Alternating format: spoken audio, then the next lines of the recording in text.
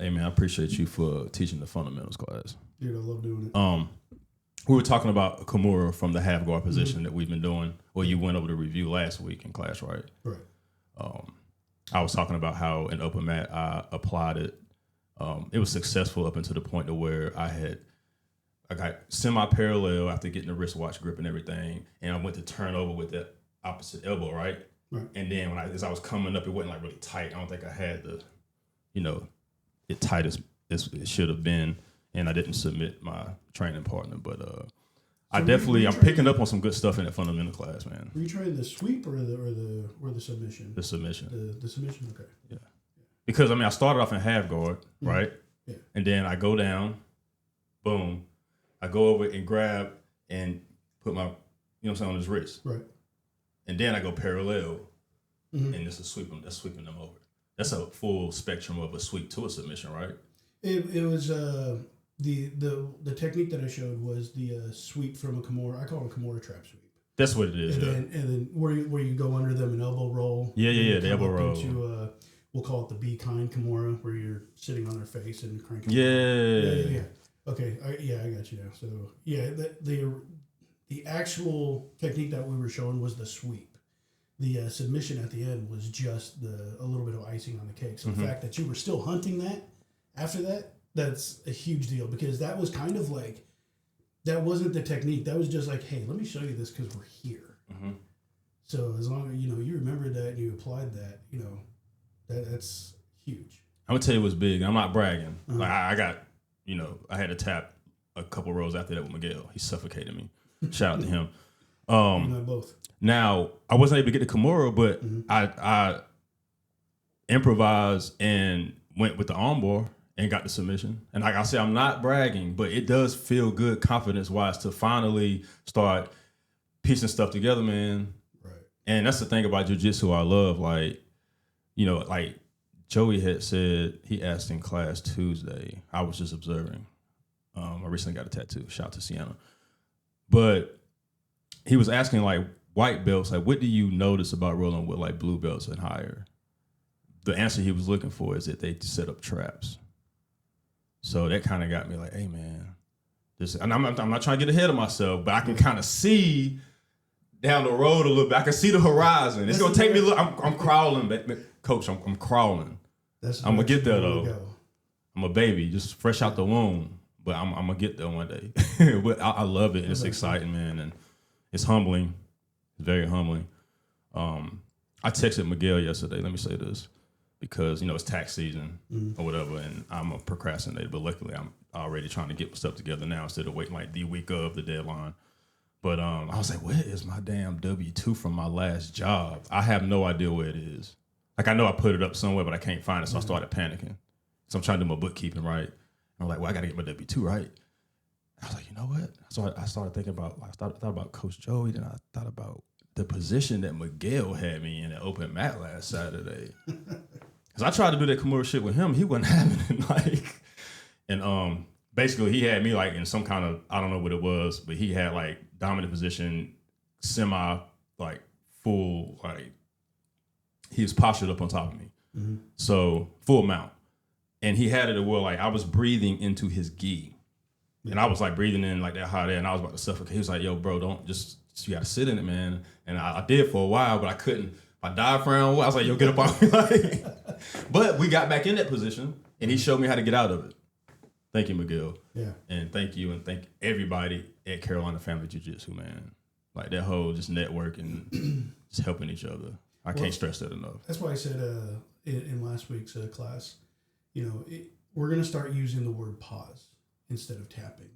If you get into a position and you don't know how to get out, you don't know where to go, what's next, instead of tapping and feeling uncomfortable and having to reset, when's the next time you're going to get into that position to be able to work this? So if you just say pause, especially on a couple upper belts, be like, what do I do from here? We're going to work you through it. And like you said, y'all like that. Oh, y'all like for us to ask questions like that. Absolutely. Because some of us had it coming up, some of us did not. Yeah. I fortunately had a really good foundation, and people would do that for me. And, of course, it was always after being submitted. And then stop after they tap me out and be like, you know what you did wrong. You know, so being able to pause somebody and work through a technique that you may not get back into for months, you never know, is going to be huge to your success. Absolutely. I completely agree with that. Yeah, tapping out too soon. I'm gonna tell you a funny story. It was one of the first couple of weeks I had joined, and I was rolling with what's my man's name? Oh my goodness, I'm having a brain fart right now. I'm gonna have to edit this out. What's his name? He was in the Army. Richard. I don't have to edit that out. What's up, bro? My bad. Because he actually supports the podcast a lot, man. He's always, you know what I'm saying, commenting. Yeah, he was my pet white belt. Richard put me in an armbar. And I mean, he was in mid setup. I already knew it was coming.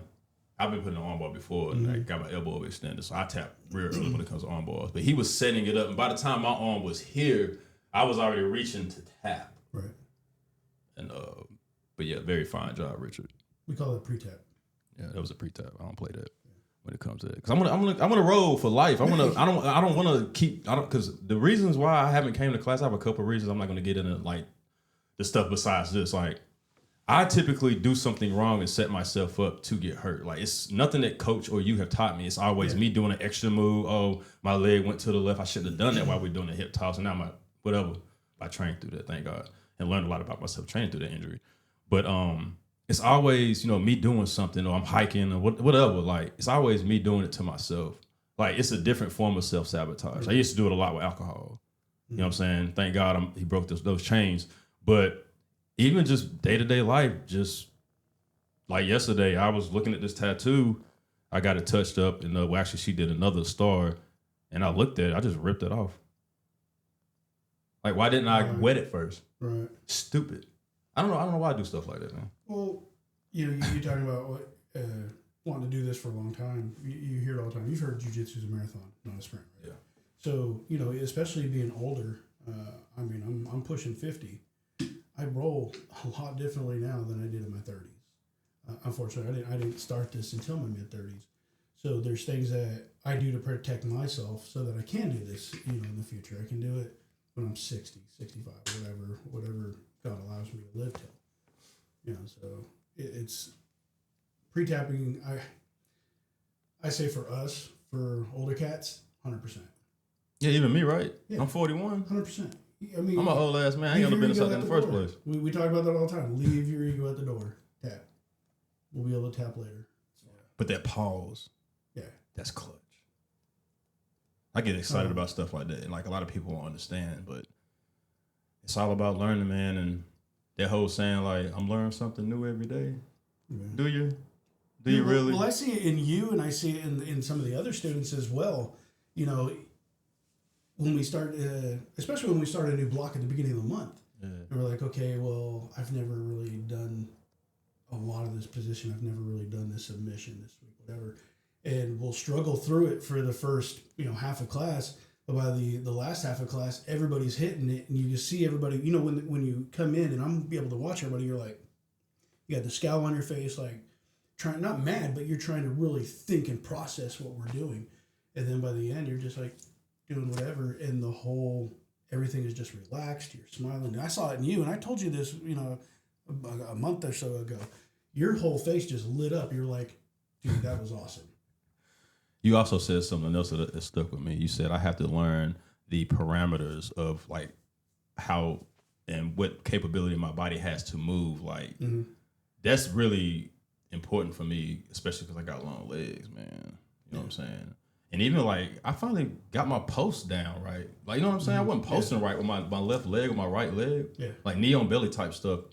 That's fine. But like some of the drills we were doing, I wasn't posting right. I had my foot too far out. I think you mentioned that too. Yeah. I had my foot too far out. Just bring it in. So it's a learning curve, man. And well, that's all about being a white belt and where you're at. I mean, you're exactly where you need to be. You're still learning how to move your body. These are some of the techniques, honestly, are stuff that we did as infants.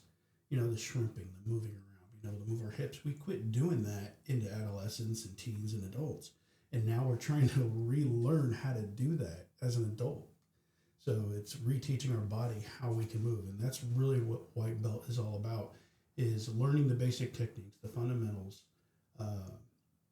and knowing how to move your body before you can control somebody else's. That's really where blue belt comes in, is where you start being able to control other people and where they're going. Gotcha. Yeah, closer. Yeah, because you spitting knowledge, and I'm gonna shut up.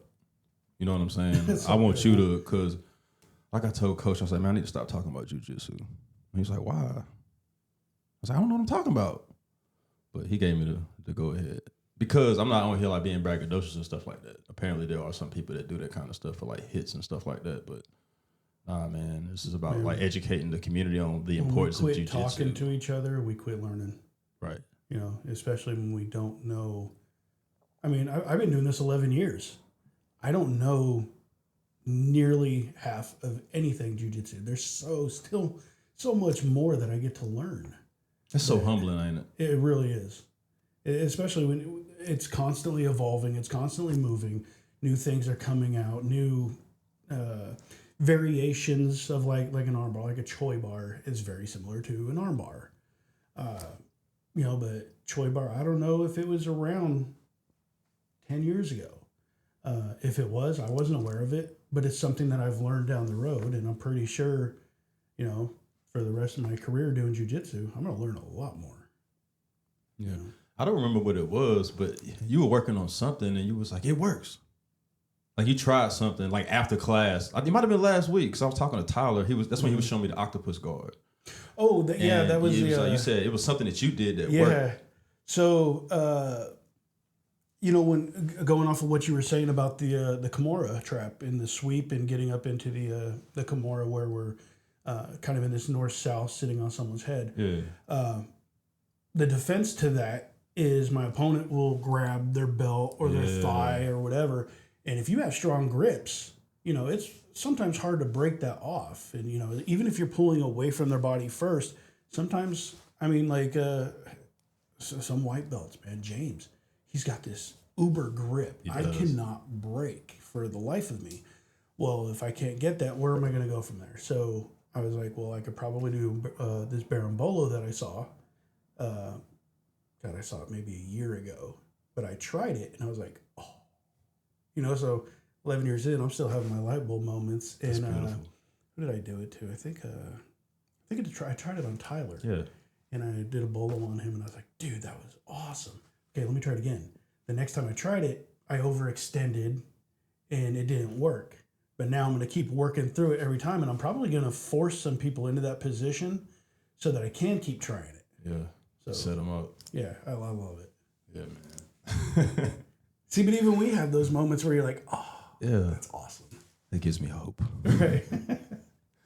So we're going to switch gears a little bit. Mm-hmm. Sound of Brass. Yes. Where'd you come up with that name? It was just something that came to me, honestly. Just I've been a musician now for 42 years.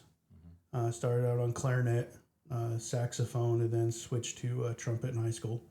Played trumpet ever since, and I love anything brass, any brass instrument, and it's music is really honestly who I am. It's such a passion to me. I absolutely love it. I'm teaching it now, so. Yeah. Beautiful. Can you say where you're teaching it at? Yeah, I'm the assistant band director at Andrew Jackson High School in Kershaw for Lancaster County. They were a 1A school last year. They're coming up to 2A, just by the student body.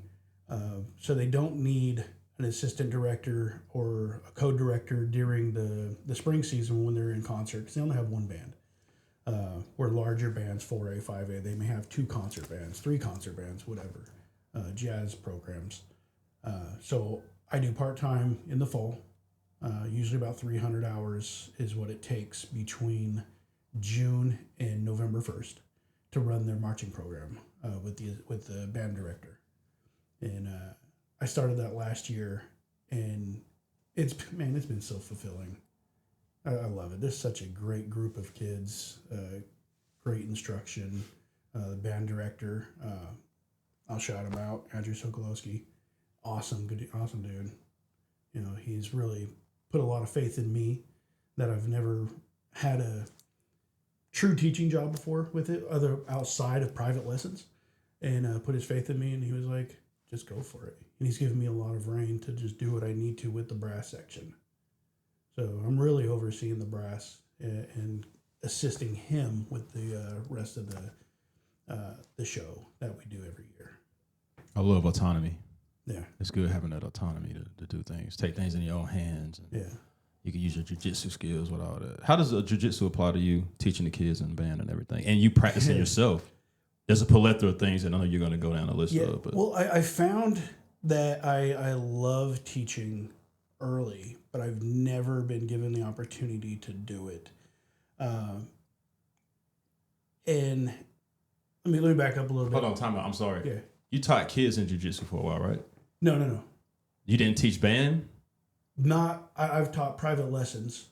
Okay. I brought my kids through band. Okay. But I never had an official capacity where I was like, hey, you're the assistant band director or you're the brass technician or anything like that. Because originally I had applied at Andrew Jackson for brass technician. Okay. Which is, excuse me, it's a person who excels in brass and excels in music, and we would take the brass off to the side. Gotcha. And I would teach them. Okay, yeah. Okay, I just want to make sure I had it correctly. Yeah, so it takes a section of the band out to the side, and it's basically, I work with just them. The opportunity came up to where he's trying to build the program, the band director that is. Mm-hmm. So he was like, with this extensive background that you have, would you be interested in this position? So I was like, absolutely. All right, now jiu-jitsu being applied, sorry. Yeah, so I think for me, a lot of it is the patience especially with teenagers, things that I didn't anticipate would be there. When we were coming up as kids, it was very structured. It was we need to do this, and times have changed, and there's a lot more leniency with teenagers now.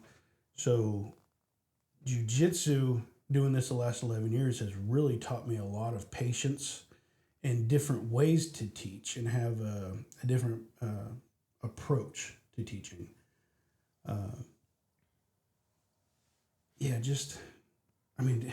It's hard to explain to anybody who hasn't done jiu-jitsu how encompassing it is to your life and everything it teaches you. Not only on the mats, but off the mats. There's things that I do in my regular life that I wouldn't do now just because of jiu-jitsu. So it's really hard to explain to somebody like that. Yeah, well, timing is definitely critical. Timing during a performance, if you hit the note at the wrong time, the audience is going to hear that. You're going to be humbled. And obviously, timing in jiu-jitsu, you have to tap. Yeah. Well, those are things that we can't control. Right. People are going to hit wrong notes. They're going to do wrong rhythms. But it goes a little bit deeper. Like you said, you were in band as well. Yeah, I was in percussion in middle school. Shout out to Ronson Road Middle School. Did they ever teach you that if you're on time, you're late? Yeah, I really learned that about golf recently. I was on time, but I was literally late because tee time. You gotta go ahead. So it's if you're early, you're on time. If you're on time, you're late. If you're late, why try? Yeah. So that, and my kids still use it, especially my daughter. My daughter was terrible at timing. She's done jiu-jitsu for years, and she still goes through that whole concept of I need to be early. And that's because of Mark Yost with Northwestern High School Band. He drilled that into her. So even now in her life at 22, she's about to be 23 tomorrow, she still uses that in life. Yeah, it just check this out. Even sitting on the sidelines, I'm not coaching right now currently. My daughter's volleyball team I have in the past. Like a random ball coming just out of left field. It's like a superpower. Just having that jiu-jitsu, spidey sense, tingling mindset. It's just one of many ways that, you have to be present. Like presence is very key in jiu-jitsu and in band and life. It really helps with relationships with people, across the board, how you deal with emotions. Everybody talking about don't react out of emotion, but jiu-jitsu 100% helps with that because it gives you time to just hold on, I'm just gonna breathe. Yeah. Take let everything, my brain just calculate everything and what's going on. I'm glad you brought that up. It's you're talking about situational awareness. Yeah. You know, and this is something that I had a conversation with my wife. Shout out to her. She also does jiu-jitsu, brown belt. And Shout out. yeah, Vanessa. Yeah. She has recently started going to camps, and one of them was in Indiana, and it was an all-women's camp. You know, that's scary as a woman going to your first camp in a different state. I'm not going. Mm-hmm. You know, you have to be able to protect yourself. You know, she was telling me a story. I think it was Target she went to, and when she was coming out, she was able to look around, and you know, she's keeping her head up on a swivel, you know, just to keep it her bearings. But she noticed a man who was just walking around the parking lot just oddly, you know, and he turned around and looked, and you know, most people they'd be like, you know, they look down, they don't want to see anything. She was like, you know, I'm gonna look you right in the face, and I'm gonna stare at you, and I'm gonna make this uncomfortable. And it was enough of that situational awareness that she could be like, okay, this guy may not be a threat, but we're not going to give him that opportunity. You know, so she was able to confront that, got in the car and left. That's a beautiful way to confront something. It's like confrontation without confrontation. 100%. And yeah, she might have saved somebody's life just by looking at him like that. Ain't no telling what he had up his sleeve, man. You know what I'm saying? You never know. People out here crazy. Yeah. That's wild, yo. Yeah. How long has your daughter been doing jiu-jitsu, you say? She actually started before I did. She started, I believe, in 2014. She was the one that actually started this all. My journey and my family's journey, really. We had read a story online that a student had been bullied. A different student had been bullied in middle school and got beat up. I believe it was on a bus. So I'm trying to recall. It was quite a few years ago. And they put that girl in jiu-jitsu to protect herself.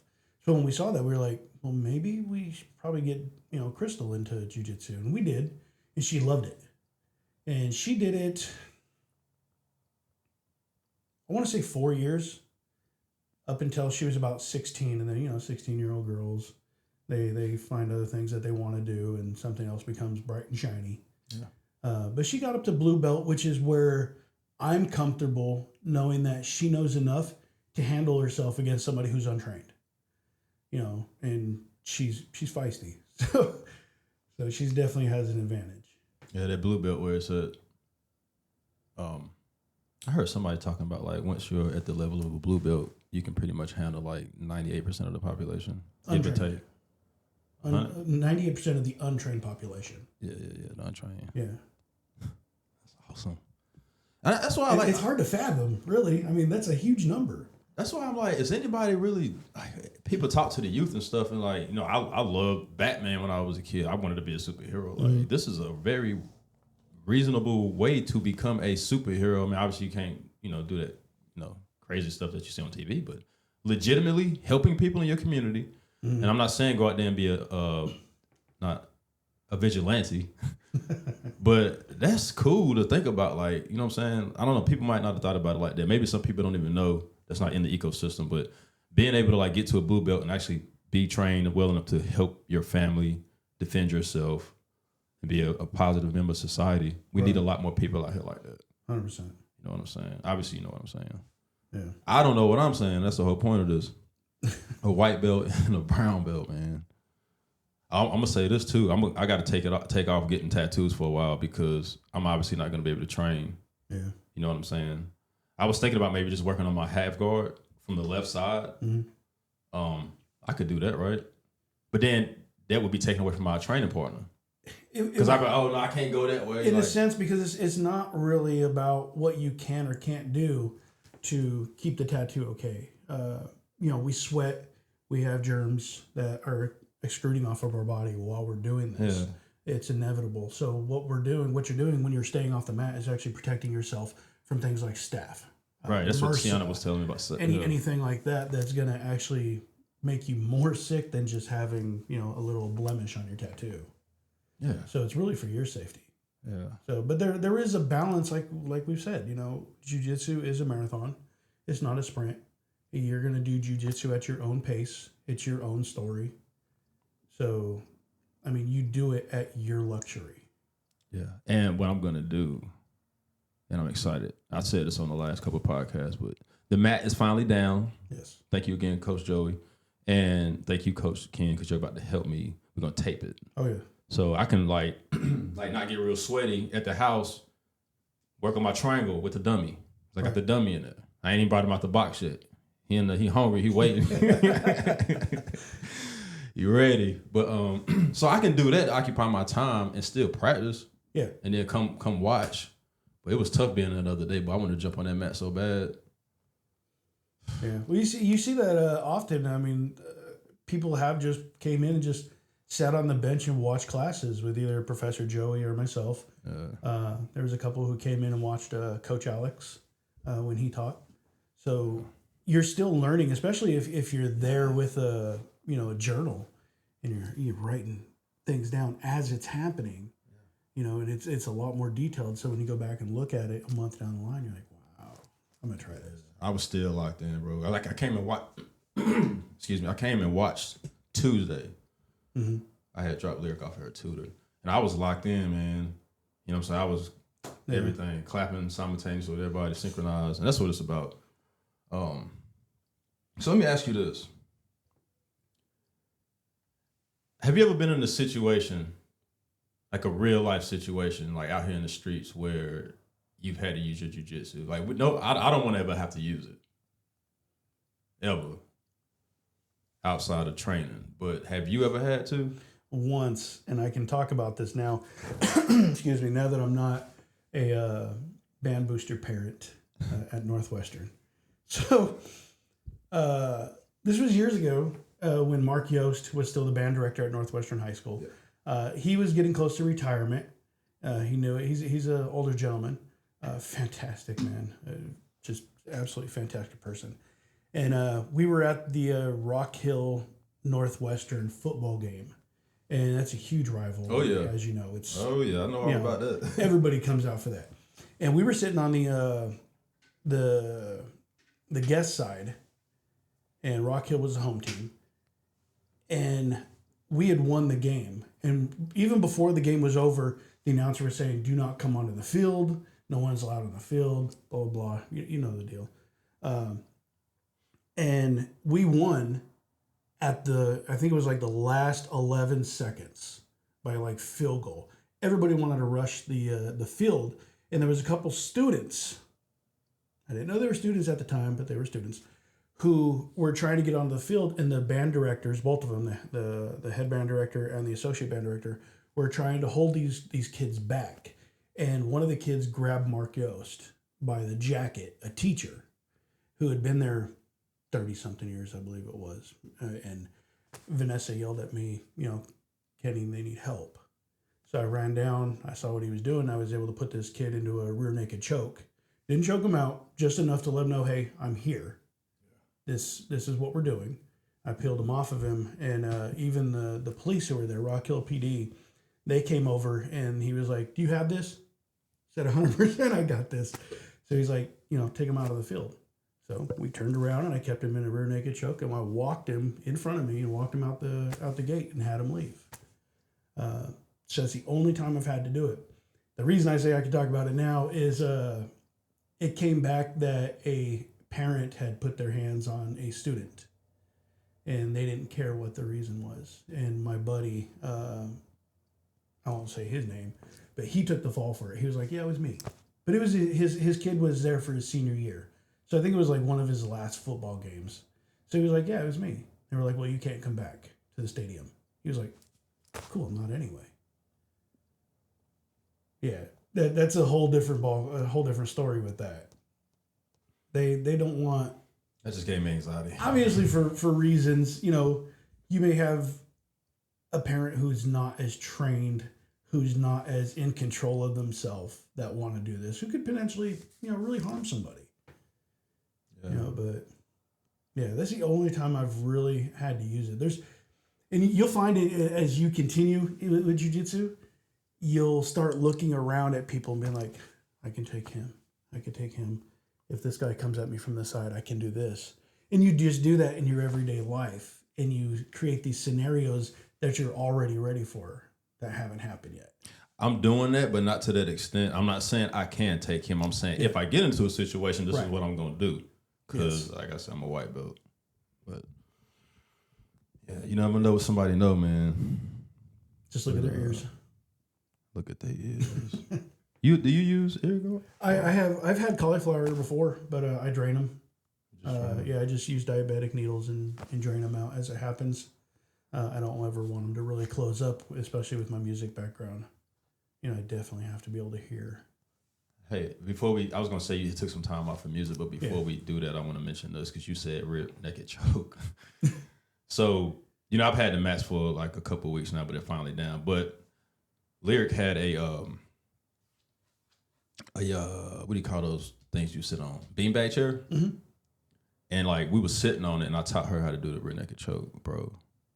And I'm not going to put it all on Lyric and I'm not going to put it all on the beanbag chair because of the awkward angle, but she popped my neck. And I was hurt a little bit for a while. Yeah. It went away. She's, because obviously people up there strong, but she's pretty strong, man. Yeah. I feel good. Mm-hmm. I was like, my baby know how to do a rear naked choke. Well, she was wanting to practice it on me again. I was like, nah, not tonight. Well, no, see, that's going to be comfort. Could you imagine if I'm like sitting out for a week because my daughter popped my neck on a rear naked choke, bro? Like, that's crazy. But yeah, shout out to her, man. She's actually excited about learning now because she did it for a while, and now that I got the mat, she wants to learn. Yeah. Because you mentioned bullying, and I put out some clips. I put out a clip that from the podcast me and Victor was talking about an incident that happened up there. Mm-hmm. I had to go to the school, but yeah, man, we ain't playing that bully game, bro. Like, stop. Get yourself help. Put your kids in jiu-jitsu or some type of thing or whatever you got to do because it's mamas out here that don't play. Yeah, that's what you need to be worried about. Shit. I'm serious. We've had some incidents with Crystal, my daughter, especially in junior high, where we've actually had to go down and talk to the principal and the what do they call them? Their counselors or whatever. And be like, look, this is going on. She's being bullied. She's being professionally trained to defend herself, and it's going to get to a point to where she knows that she's not supposed to, go hands on, but it's going to get to a point to where she's going to have to. And giving them that warning, and you can actually see the whole look on their face, like, oh, okay, we need to do something about this. No, they weren't doing anything at the time, but when we said that, she's going to have to go hands-on eventually, they were like, well, we need to do something. I'm going to tell you this. Like, me, I said, I'm not a tough guy, whatever, but like, it's something about my daughter, man. Like, she has to know how to defend herself because it just does something to me, the thought of her not being safe at school or somebody messing with her. Like, I want to get to the root of the problem. Let's figure it out as parents if we need to. Like, we can just have a conversation, right? Like with the dad, whatever we need to do.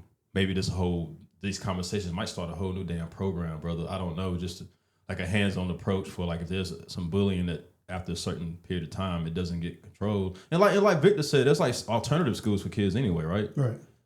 Yeah. But they deserve a chance to be a member of society. But I think I don't know nothing. I got a business administration degree, but I don't know nothing.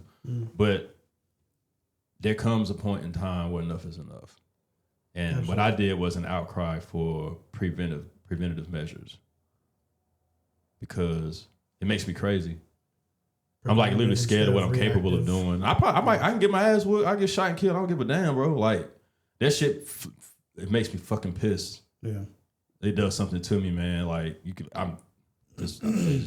Well, it's scary now as adults when we have children now, especially in the school system. Everybody knows, Sandy Hook and all these other school shootings. So, what is happening in these schools that is not at that degree? It's not at that level. We talk about bullying and how much of this is going on that isn't being reported. How much of this is going on that a child is not able to defend themselves? It's a life lesson that will live with them forever that they have to have. I'm a huge advocate. Put your kid in jiu-jitsu. That's what I'm saying. Put your kid in something. If you don't believe in jiu-jitsu, put him in taekwondo. Is it going to be as effective as jiu-jitsu? Absolutely not. No. Karate? Absolutely not. I say no because I know. Yeah, Sorry. it's something, and I can attest to that. I've done karate. Right. I did it for years, and I was 15, and I was a black belt. I thought I was, the king back then. I had a black belt at 15. I got a black belt in 2 years. That didn't mean jack. It did. I was a white belt in jiu-jitsu coming up my first school at Hannahbrake. And I remember talking to my wife about this like 2 weeks into doing jiu-jitsu. I was brand new. I was like, karate was nothing compared to this. Pity pat. It was nothing. No offense, and don't get me wrong, I'm not knocking any right. karate practitioners. If that is your go-to and that's what you want to do, cool, do it. It's something. But jiu-jitsu, different level, dude. Completely different level. I thank God for the opportunities that are coming in my life and the people that He's surrounding me with, including you, of course.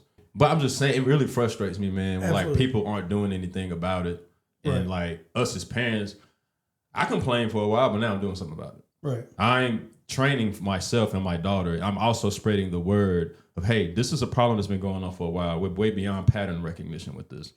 This has been going on for generation to generation. So let's try to figure out what's going on and help the moving, the generations to come. I've always said, don't tell me that, and I use this at home too. Don't tell me the water cooler is broken. Anybody can tell me the water cooler is broken. Tell me what you did to fix it. And what I mean by that is, if you didn't do jiu-jitsu and you didn't feel this, you can be at the school, you can be complaining as much as you want, and those are the people that are trying to tell me that the water cooler is broken. You're trying to tell me what's wrong with the system. You want to tell me what I'm supposed to do to fix the system. But I want to know what these people have done to fix it. You started jiu-jitsu. You started having more mental awareness, situational awareness. You're starting to learn your own body.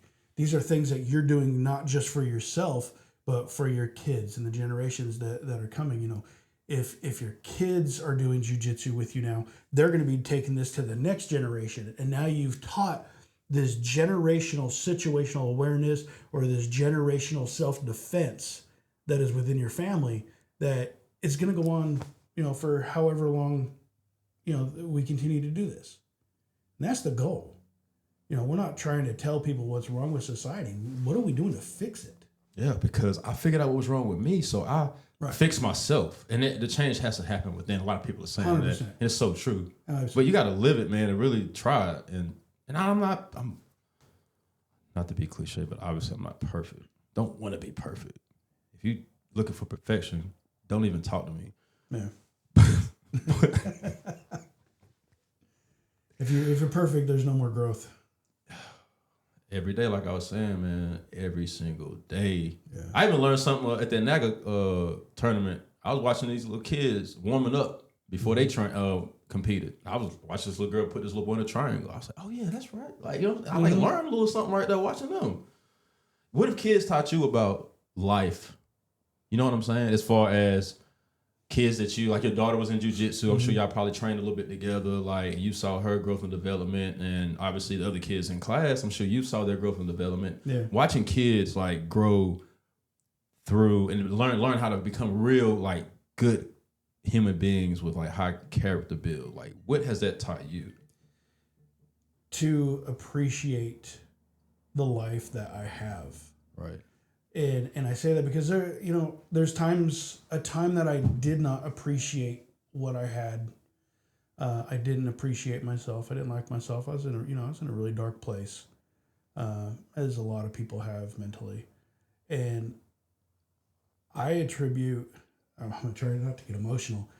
I attribute my kids to really helping pull me out of that. And a lot of it had to do with not giving up on them. As kids, they make mistakes. Yeah. They're going to. They get to a point where, they want you to park down at the end of the road at school so they can get out so they don't see you. I never really had that. My kids were the kids that were like, park me right up front and get out and give me a hug. My son's in high school. He's a junior in high school, senior in high school, when he was going through. He had no problem coming up, giving me a hug and kissing me on the cheek in front of other students, and that, just those lessons in life from them which are things that I never thought I could learn from a child, a young adult, is to just appreciate everything that I have and just enjoy life. Yeah. There was a time that I didn't, in 2016, that I didn't think I was coming home one night. I went to the emergency room with chest pain, and I had ended up with getting morphine, which I found out later I'm allergic to. So it stopped my heart, it stopped my lungs. I was out. I remember passing out with one nurse in the room, and when I woke up, the whole room was full. I don't know how long I was out. They wouldn't exactly tell me. My wife Vanessa was in the room, and she just said that she just lost track of time. It's like everything just slowed down. And they brought me back, and it was like those moments. It's like, and all I could think about when I came to was like my kids. Where are my kids? My kids aren't here. Are they going to see their dad? So it's like these are situations where I'm like, I really appreciate what my kids have done to me, and I know I don't tell them nearly as much as I should. Just appreciate life, appreciate what you have, appreciate the time that you have here, and that like even with jiu-jitsu, you can still move your body this way. It's humbling to know that children can still teach adults when we think we know it all sometimes. It's heavy stuff, man. It is. I remember when I was watching her do jiu-jitsu, and I was like, why is she, that looks pretty easy. Why is she not doing it correctly? Mm-hmm. And I was kind of getting on her about it. Lo and behold, when I started, I had to apologize to her. No, seriously. Yeah. This was a couple of years back. I was like, sweetheart, I'm so sorry that I was like getting on you about not doing the shrimping or whatever that it was doing and remembering. Because, it's like a memory thing. I know the more reps you get, obviously, you get muscle memory. But I'm like, something's going on in my mind. So I'm trying to take some supplements to help with that. But the more I show up, I know the more that will help. That's really the antidote for that. Just keep showing up. Never giving up. You know what I'm saying? Staying mindful. But those jiu-jitsu brain farts, man, they real, bro. They are real. Yeah, they are. What's the biggest difference between like teaching an adult versus when a coach teaches a child jiu-jitsu? I've had limited teaching of children. I've been lucky enough that Professor Joey has let me, helping with the children. And for me, adults, we strive on structure. Kids do to a degree, but as adults, we want to feel comfortable with knowing that this is what we're going to be doing. This is what time we're going to be doing it, how long. And it creates a structure for us. Yeah. Much of our life, even outside of jiu-jitsu, is very structured. We stand in lines. We wait at red lights. We go on green. Mm-hmm. So we strive on that and really honestly thrive on it. Kids, I've noticed that they have to have fun doing what they're doing. You can have a set curriculum and a timing down for everything. We're going to do warm-ups for 15 minutes. We're going to do this technique for 10 minutes. But if the kids are not having fun, they are not engaged, and they will immediately start looking for something other shiny. And I've been to some gyms, and not only some gyms, some schools that it's like everything is like sit down, be quiet, just repeat what we do. And you can see the inattention of the students, and the kids are like, hey, looking into the ceiling. Some people parent that way too. Yeah, 100%. Absolutely. I've done it before. Give them something that they're going to enjoy. Let them have fun without being too strict. You can keep them in line, but, to make them do the techniques and require them to do these things, but let them have fun. Yeah, to play a little dodgeball at the end. Absolutely. Maybe, you know what I'm saying? Yeah. And I'm going to tell you, though, it's fun. Oh, yeah. As an adult, yeah, it's so much fun. I mean, everybody know that. You see the adults standing around the mats, waiting for the ball to come their way, and they're like just waiting for it, and they'll grab it and throw it at a ball throw it at a kid from the side of the mat. Yes, sir. It's fun. We've only I haven't been to every class, but since I've been training there, I've only been there for one dodgeball adult situation. Mm-hmm. I'd like to do that again, Coach. Oh, we're gonna Man, I got something for you. I'll tell you what it is. Honestly, probably not going to do it. I don't know. We may do it tonight. No, because we're competing. We got some competitors tomorrow, so we're gonna, competitors that are going out to Naga. We're gonna keep it easy for them. Hey, good luck, everybody, man. Oh yeah, best of luck. I know Justin's probably competing. Yes. Who else? Justin, Gage. Owen. Gage got some fire in him. Oh yeah, 100%. Owen, Yeah, Owen too. Yeah.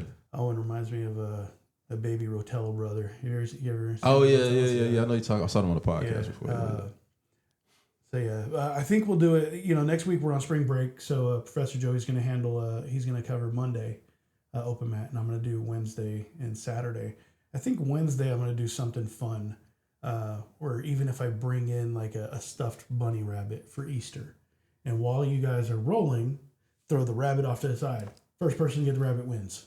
I don't know. Oh, yeah. Tattoo or not? Tattoo can be bleeding. So the concept of this is, and I've talked to Professor about this, is what happens if we're on the streets and we have a situation where an opponent has a weapon. Yeah. And we're able to disarm them, but it's right here. It's next to us. We have to be able to react to that. So the bunny rabbit's going to represent, and it's soft, so nobody gets hurt. It's plush. It's going to represent that firearm or that knife. Whoever gets it first is more than likely going to win that fight. So, brother, good luck. That reminds me of Sergeant Bird. We did the podcast, and he told me when they train, like they would throw a taser. Yes. On the ground while they was like rolling and stuff like that. I've seen that. I've laughed at it, and I've thought about it, but I think we'll start with this. That'd be cool, man. Yeah.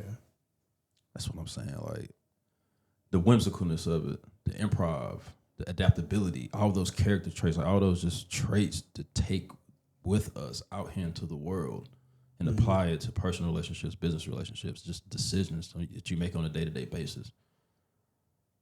Yeah, I don't know. Well, it makes the way you move completely different, man. You said that a little bit earlier in this podcast that you weren't much of a. You didn't say not much of a fighter, but I think it was a violent person. Let me go ahead and break this down. Let me break it down for you. I didn't like to fight growing up, right? Mm-hmm. Yeah, I was a black belt in Taekwondo, but I never would fight. Yeah. I would walk away from him. Didn't want to participate. Now, I've been into a couple scuffles. Right. But there has been a time or two that I wasn't there for my brother when I should have been. Yeah. And that's some shit that I've held on for a long time. It's still in my subconscious. And years ago, I would bring it up years ago and apologize to him about it. He's like, man, it's in the past, let it go. But still, as a man, just thinking back on the things that he did for me, I wasn't there for him when he needed me, bro. And that shit eats me. It don't eat me alive, but it's still in my subconscious. Yeah. I can so, yeah, I never wanted to. Last resort, man. See, but I was very similar in that I had a big mouth as a kid. So I was getting myself into scuffles and fights, and I hated fighting, and I didn't like it. And even growing up after that, I was very meek. My head, I was constantly looking down. I'd never look people in the eye. Even when I shake people's hands, I would never do that. I'd never, look them in the eye. Now I walk around, and it's the confidence that jiu-jitsu gave me. Not knowing that I could harm somebody. It's just it's a different kind of confidence in life that I can walk around. People walking in and out of this door. Typically, everybody keeps their head down. I'm like, good morning, and I look right at them. Thank you. You're welcome. And I'm very, very vocal. And I don't think a lot of people are used to it. They don't be expecting. Hey, they don't expect it. It's funny when you catch somebody off guard like that, man. Yeah. I can be walking in and out of the... And I'm the type of person where if I'm holding the door open for you and you just walk in, you don't say thank you, I'm the one that's like, you're welcome. Make sure you heard me. I'm the one like you. No, and it's a way to, it's my way to have that passive aggressiveness, right, to get it out without being, a detriment to myself or society, doing something that I probably shouldn't have, being angry, saying something I shouldn't have. But it's also a reminder to them, look, it's okay to be polite. It's not a big deal. It's not hard. It's 2 words. Yeah. But, man, I'm going to tell you something. I see some good things happening out here in the world, man. Mm-hmm. things are out for like people to be able to like process healing and stuff like that. I'm going to ask you about this. We can cut this out. Absolutely. But I was watching Rogan's podcast and he had like Rick, the guy in Texas, like the senator in Texas, and this other guy. They're doing researching on Ibogaine for like treatment for like veterans and people that have bad addictions. And apparently it's like an 86% success rate with like one treatment or whatever. And they're like 98% with the next treatment to get over like a bunch of like issues with alcoholism and addiction and other substances. Have you heard anything about that? I haven't. I want to get an expert on. I'm not Rogan and all that, man, but like that's the kind of stuff that I'm like geared towards, man, healing, especially the veterans. Yeah. Brother, I was born on Veterans Day and my sister was a veteran and both my granddaddies were veterans. Yeah. They're all deceased. And being born on Veterans Day, like I have this urge, like not even urge, just calling to give them a platform. Yeah. To talk. And because they've been done wrong, man. You know what I'm saying? There've been restrictions on certain things. And we need more people willing to do that. There is stuff that God has put on earth, plant medicine, whatever's in the trees and the ground, that we can use to heal ourselves in a controlled environment. And like I believe the jig is up, man. It's like there's like a global awakening, you know, because what's going on, something's not right, obviously. A holistic approach. Yeah. Yeah. Instead of, okay, so what we gonna do? We got a war in Afghanistan, and we have troops allegedly guarding poppy fields. Right. How many years later do we have the opioid crisis? I'm just saying, I don't know nothing. Ken, I'm not trying to, you know what I'm saying? It's just stuff that I've seen, I've observed, man. And like I said, the jig is up. And it's a lot of people out here trying to learn how to plant their own food, hunt their own meat, be self-sustainable. Yeah. Let's have a community garden, man. Let's get this bartering system back up on the road and running. We started the garden in 2020 in our backyard. We have about an acre in the backyard. What? We still have. I mean, we're not doing it this year. This year is the first year we're not doing it since 2020 because we're working on the house, things that we want to do to renovate. But my mother-in-law, who you seen the show Everybody Loves Raymond? That's a good one. You know how that show is you know how the in-laws live right behind them? Yeah. Yeah, that's my life. Okay. My in-laws literally live right behind us, and thank God I love them to death. Is your father-in-law is hilarious? That's the guy on the show? That dude was funny, man. My father-in-law is the exact opposite. He's a real small, 5'1" Vietnamese, full Vietnamese guy, very, very flat affect, but he's a good guy. Anyway, get back to that. She saw the garden. We were like, we're not doing it. She's like, I'm gonna use your garden. So now every day she's over in our yard doing our garden, pretty much for both of us. It's great. I'm gonna let you a little secret, bro. I am lazy. Mm-hmm. I've been talking big game about doing another garden this year. And I'm telling Lyric, I was like, baby, I don't know, man. Maybe we'll do a raised bed, but bro, it's a lot of work. I'm gonna tell you though, I love getting a tiller, digging it up or whatever, getting all that, planting it, that whole process. I'm with that 100%. It's that. Coming home from work, what am I going to do? I need to water it. Look at them weeds coming up. And you want to be organic, right? So you don't want to put like pesticides and stuff in there to take the easy route out, and then you putting those chemicals back in your body, because at the end of the day, why would you grow things that, anyway, personally, I try to go as organic as possible, but it's a lot of work.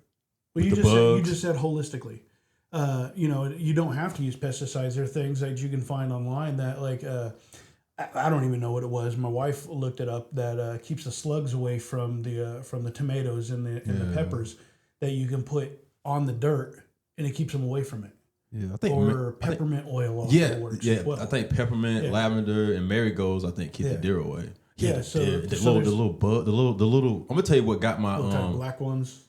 I had a good little patch of collard greens back there. Mm. It was the best collard greens I ever had. I cooked them. Yeah. Grandma, I love you. But then I got slack. Bro, I went out there. It was these little white caterpillars just decimated. Mm-hmm. You have to stay on it. Yeah. And as much discipline as I can get in the gym where we at, as much discipline as I can get in there, it does translate to life. But it's like I can't put too much on myself. You know what I'm saying? I'm busy. Yeah. I got to stay busy. But that garden is important, man. I actually got some organic purple Cherokee tomato seeds too. Nice. So I have to get them going. Yeah.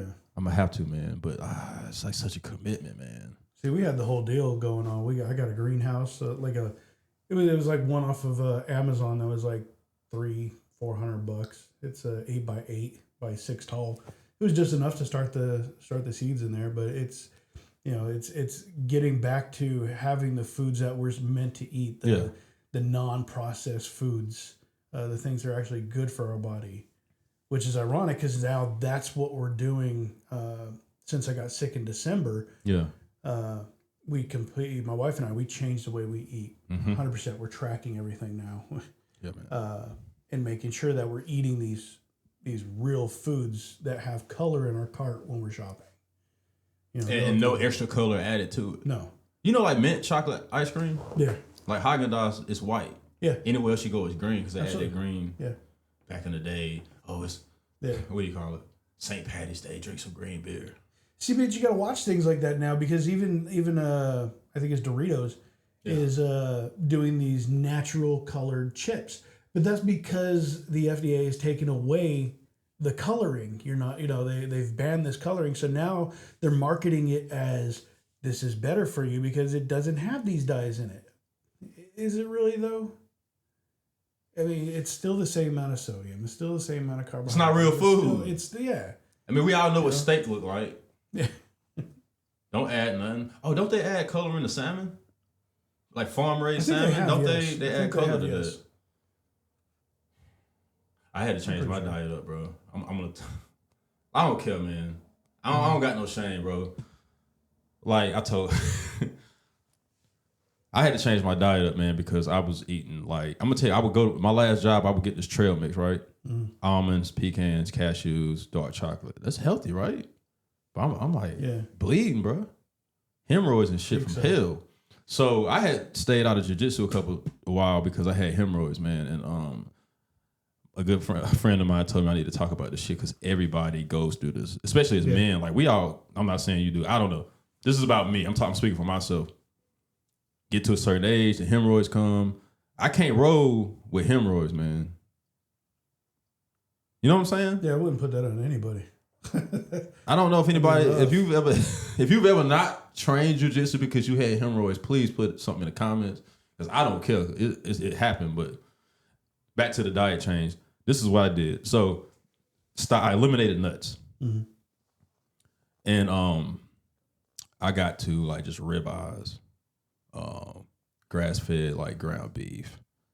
Pair that with one of those proteins with avocado or sweet potato, bro. Yeah. Put some MCT oil on there to get them healthy fats in there, man. And it cleaned my system up like, it wasn't obviously overnight, but within the next couple of days, I was obviously felt better, had more energy, took care of that problem. And I'm very I'm very adamant on that. I'm gonna tell you something. I'm gonna tell you a little secret. I don't know if anybody else is doing this, but I got this raw milk situation, this concoction, right? I get the raw milk, throw some cacao powder in there. You know what I'm saying? Throw some honey in there, some turmeric, and some cracked black pepper. That's loaded with pretty much everything we need. I'm not everything. I'm not a nutritionist. I know a couple. I'm not a scientist. Y'all out there. But there's something with that cacao powder and then with the raw milk and the turmeric and the cracked black pepper because that's like an anti-inflammatory, like superfood project for your body. Yeah, turmeric is huge. I put that turmeric. I throw it in my food now, man, just to have it in there. Like, why not with that pepper? To activate. That's what we supposed to. That's why we're supposed to eat. Not for that looks good. I can go look at some flowers with my daughter to see something that looks good, or I can look at the stars at night. But consumption of food, man, they done tricked us and they got our minds jacked up with this addiction to those powders, those chemicals they put on those types of chips. Yeah, you know what I'm saying? Like, food should be treat your body like a temple. Like, use food to fuel you so your mind can be clear. Right. So you will have a certain level of energy throughout the day so you don't have those sugar crashes. So I'm glad you actually brought that up, thinking clear. So before we changed our diet, let me explain what we're doing now. We're starting to track our food. And before we switched our diet up, we tracked what we used to eat.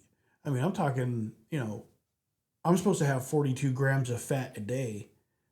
with my macros, I was getting like 150 to 200 a day. And that's why I was keeping the inflammation on, keeping the weight on. Yeah. Carbohydrates was super high, like 240, 250. It get you. And my protein was like 90, 100. Macros are way off. Now I'm very consistent with I think I'm doing 40, 40, 20. 190 grams of protein, 190 grams of carbs, and 42 grams of fat. And going back to what you said about your mental clearness, before I did all these changes, I don't know if it was because my triglyceride levels were high, which I know they were, or what the issue was with the amount of fat that I had. But I would have issues just finishing a sentence or thinking about what I'm supposed to say. In just regular everyday conversation going through my day. I had that early in doing the podcast. And it would be difficult, but now making sure that we're eating the vegetables that we're supposed to. And you mentioned turmeric, doing these little shot glasses that my wife is putting together with like pineapple juice, turmeric, ginger, garlic that are all put through the food processor and then the juicer. And they're just little shots that we take every day. Turmeric, cinnamon, apple cider vinegar, things like these that are helping flush our system and get our zombie cells out that we have they're basically dying cells. Just the amount of clarity that I have now is insane. And in memory retention, it's great. I feel like I had short-term memory loss, years ago, within the past couple of years. Maybe it was the alcohol, maybe because I'm not drinking anymore. I've been sober going on 4 months now. Congratulations. Thank you. Don't you feel so much better? So much. So much. It's insane the difference. And we had done it before where we went 6 years sober, and we just kind of got back into it, my wife and I. And then now we're just like, after I ended up in the hospital and what they felt was a heart attack in December, on December 13th. Since then, no coffee, no alcohol, but drinking mushroom coffee. 100% difference. I love mushrooms. 180. Oh man, it's something about I eat them. Like a snack. No, it's something about them. Like I'm on the lion's mane. Yep. And I got some stuff that Paul Stamets' Host Defense. They did like a collaboration with Grateful Dead. They got the gummies, man, and they're actually delicious. So I've been taking those for like they'd be mellow, like for the mood mellow, then for the cognitive, for the lion's mane, for clarity, mental focus, and stuff like that, man. Cordyceps. Yes, for the energy, right? Yes. And then you got I got a combination of like there's 7 of them for like immunity. So yeah. And I'm telling you, man, like I'm all about that symbiosis too, man. If you look at like if people can educate themselves, I've said this plenty of times. Sorry to repeat it, but like the connection with the mycelium, how they communicate with each other, they allocate resources to other vegetation. Right. That's what we're supposed to be doing.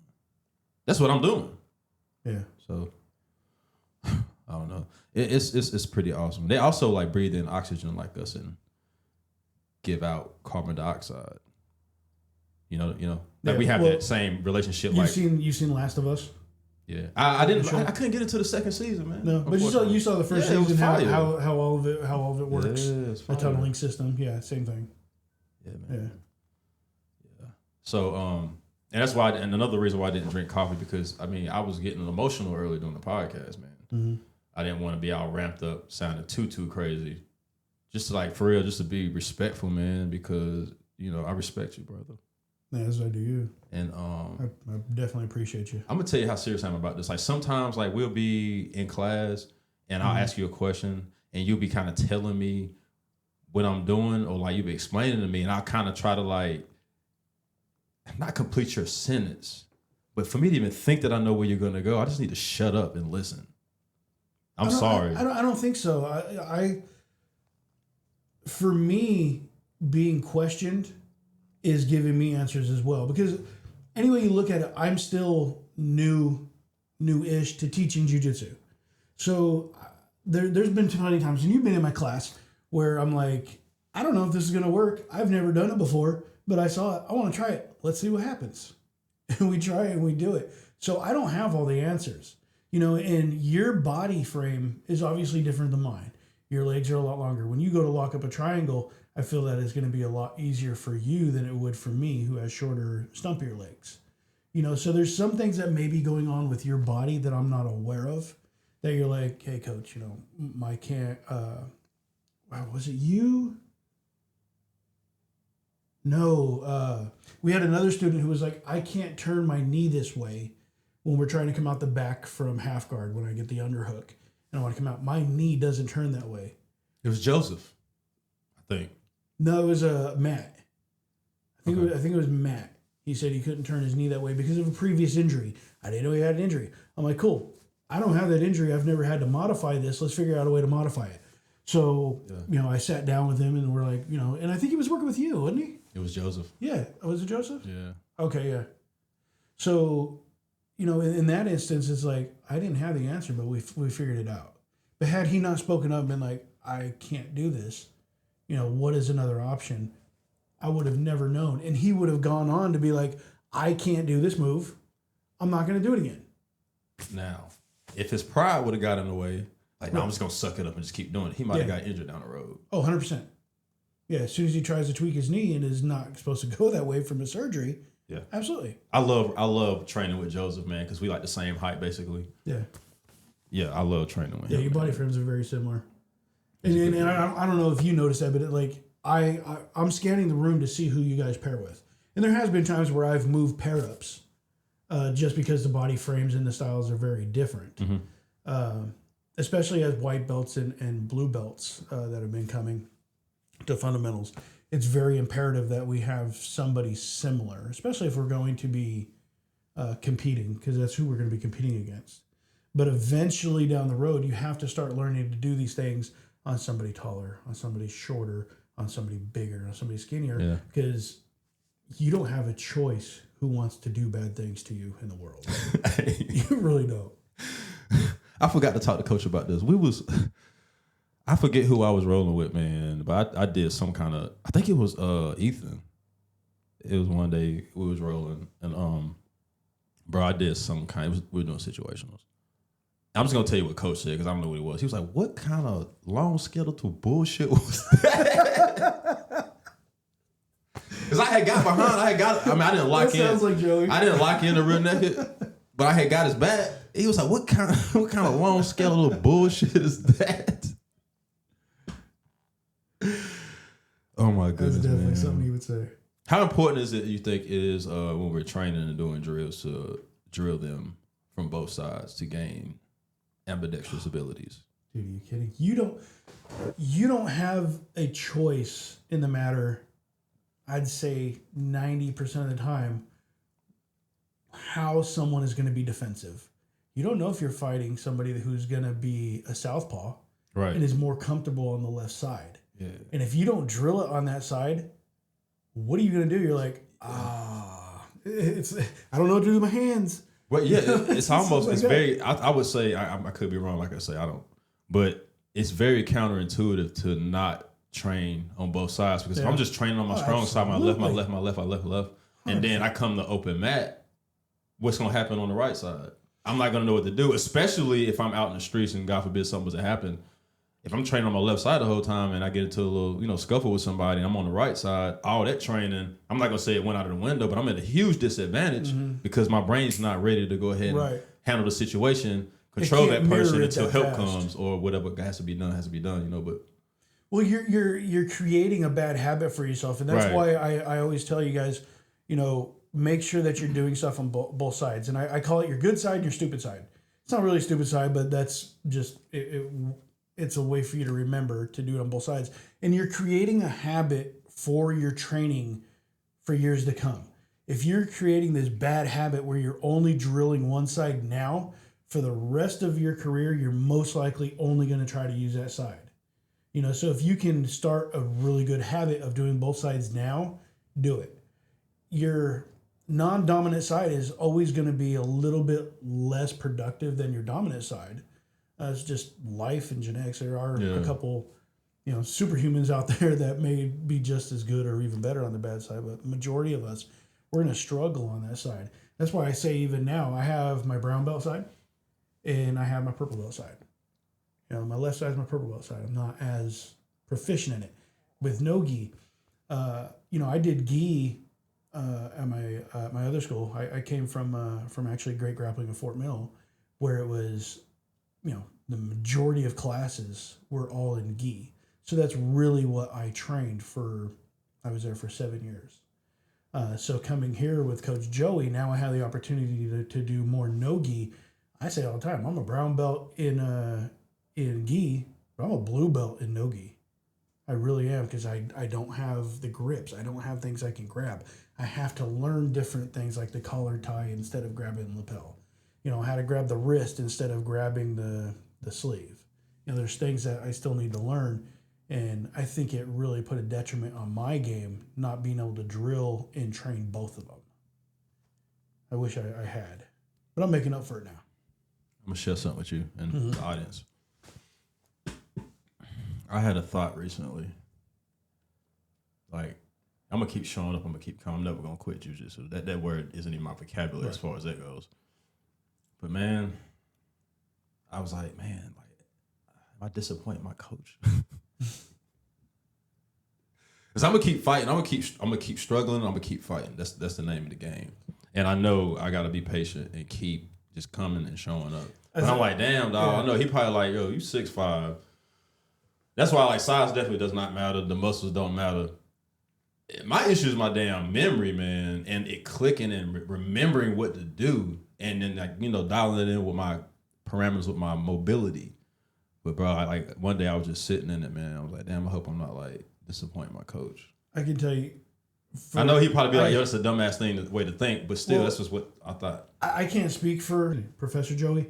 However, I feel like the only way you're really gonna, and I know for me, the only way that I'm going to really disappoint him is if I quit showing up, right, and I make an excuse on why I did not show up. Right. Because there's been plenty of times where I've had to take time off, and he's blowing up my phone. Dude, where are you at? Where you get in here? I'm not. And I've told him before. Honestly, I was like, some days I'm just not feeling it mentally. I'm just not there. Shut up, get in class. You'll feel better. And honestly, that one time I went to class and I walked in, and he's like, "You look so mad." I'm like, "It is what it is, man. Let's just work." By the end of class, dapping him up, giving him hugs, smiling, thank you so much. So it's that push that you want from a coach that is your coach and is not your boss. There's a huge difference in that. And I never get that boss vibe from him. I'm so glad. He genuinely wants us to do better. And to do so, show up. That's why I tell you, there's days where you're like, I may not be able to get there until after 6 o'clock. I don't care. You're not interrupting class. Come to class. 6:30? So what? 7 o'clock? So what? Be Thank here. you. I got to leave early. So what? Be here. Doesn't matter. Thank you. Thankfully, you know what I'm saying? At the end of that thought process, I was like, all I got to do is just keep showing up. Yeah. But you said something very important, because I recently had this acknowledgement so I was thinking about my last job, right? A lot of people could probably relate to being micromanaged, the stress at work, all these emails and shit, and you trying to get me to be overproductive, and you ain't paying me shit. You know what I'm saying? I was like, man. And the fact that Coach, I'm doing this series, Tapping a Hug, so he's, he's supporting me, right? I'm like, man, being out here in this world, that's a huge badge of honor. Yeah. Because I know what he represents. I know what you represent. I know what everybody in there represents. And I'm carrying that. That is so much less stressful than having a manager breathing down my neck about submitting cases, about a work order, about whatever, right? Versus if I'm coming up, if I'm feeling some kind of way about something or whatever, I can just think about Coach. What would Coach say right now? Or what would Ken say right now? Coach Ken say. Either one of y'all. And I just think, and jiu-jitsu always brings me back to a safe place, a calm, relaxed state. Yeah. And it's no stress like that. It's not that that monkey on my back. It's like a healthy, disciplinary guidance system that's been put in place in my life. Do you think that make sense? Does that sound crazy? Do you think maybe it's because of a mutual respect for each other, though? I mean, you have huge respect for myself and Joey, and I know that I'm trying to give you as much respect as I can. I know Joey does, so I really think that's where it comes from. Like when you asked me, would you mind sitting down with me and having this podcast and talk to me about these things, and I took a minute, didn't answer right away, but I went to Joey and I didn't ask him for permission to do this, but I was like, hey, look, Sodaro wants me to do this with him. I know jiu-jitsu is going to come up. I know Carolina Family Jiu-Jitsu will come up. I just want to let you know and get your blessing, really. He was like, dude, absolutely. But it's just that mutual respect. I would expect that he's going to do the same thing for me. Respect and love. I'm not going to end the podcast right. That would be good. I'm not going to do it. But not early, it's like dapping them up, hugging them up. Man, I'm just like the color of that chimney right there. Mm-hmm. Back behind me. It's meant to be, man. Yeah. And I'm going to use this platform and every skill, character building essence that I get from y'all, from my training partners, man. I was going to say change the world, but I'm going to help people. I am helping people, man. We helping people. You're helping me right now, and we're going to help people with this conversation and the future conversations that we're going to have. I don't know what this is going to turn into. But like I said, you can be a co-host on some episodes or whatever you feel comfortable with when you got the time. But go ahead. Hopefully, it's a motivational. Some people find it motivational that they're like, "What is this jiu-jitsu?" You could simply be scrolling on YouTube and just happen to come across it, for whatever reason. And you're like, "What?" Somebody who's never done jiu-jitsu, what is this? And it may be that motivational that you're like, "Oh, I want to try it. Let me go find a school. Let me just see what this is all about."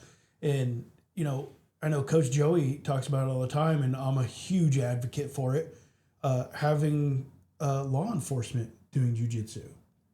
That right there, along with children, is going to absolutely change the world. Now, I totally agree with you. And I got excited when I heard that they was training jiu-jitsu. Yes. The police department. Mm-hmm. I know people that I know that know me, I'm doing good things, right? I'm motivating my friends and family. They're saying the good stuff. They're saying don't stop. I know there's some church leaders that probably listen to this, at least one I can say. But the other people in this community, the community leaders that actually make decisions, and Lord have mercy, you see the Alice in Wonderland post up there. Mm-hmm. Who do I need to sit down and talk to?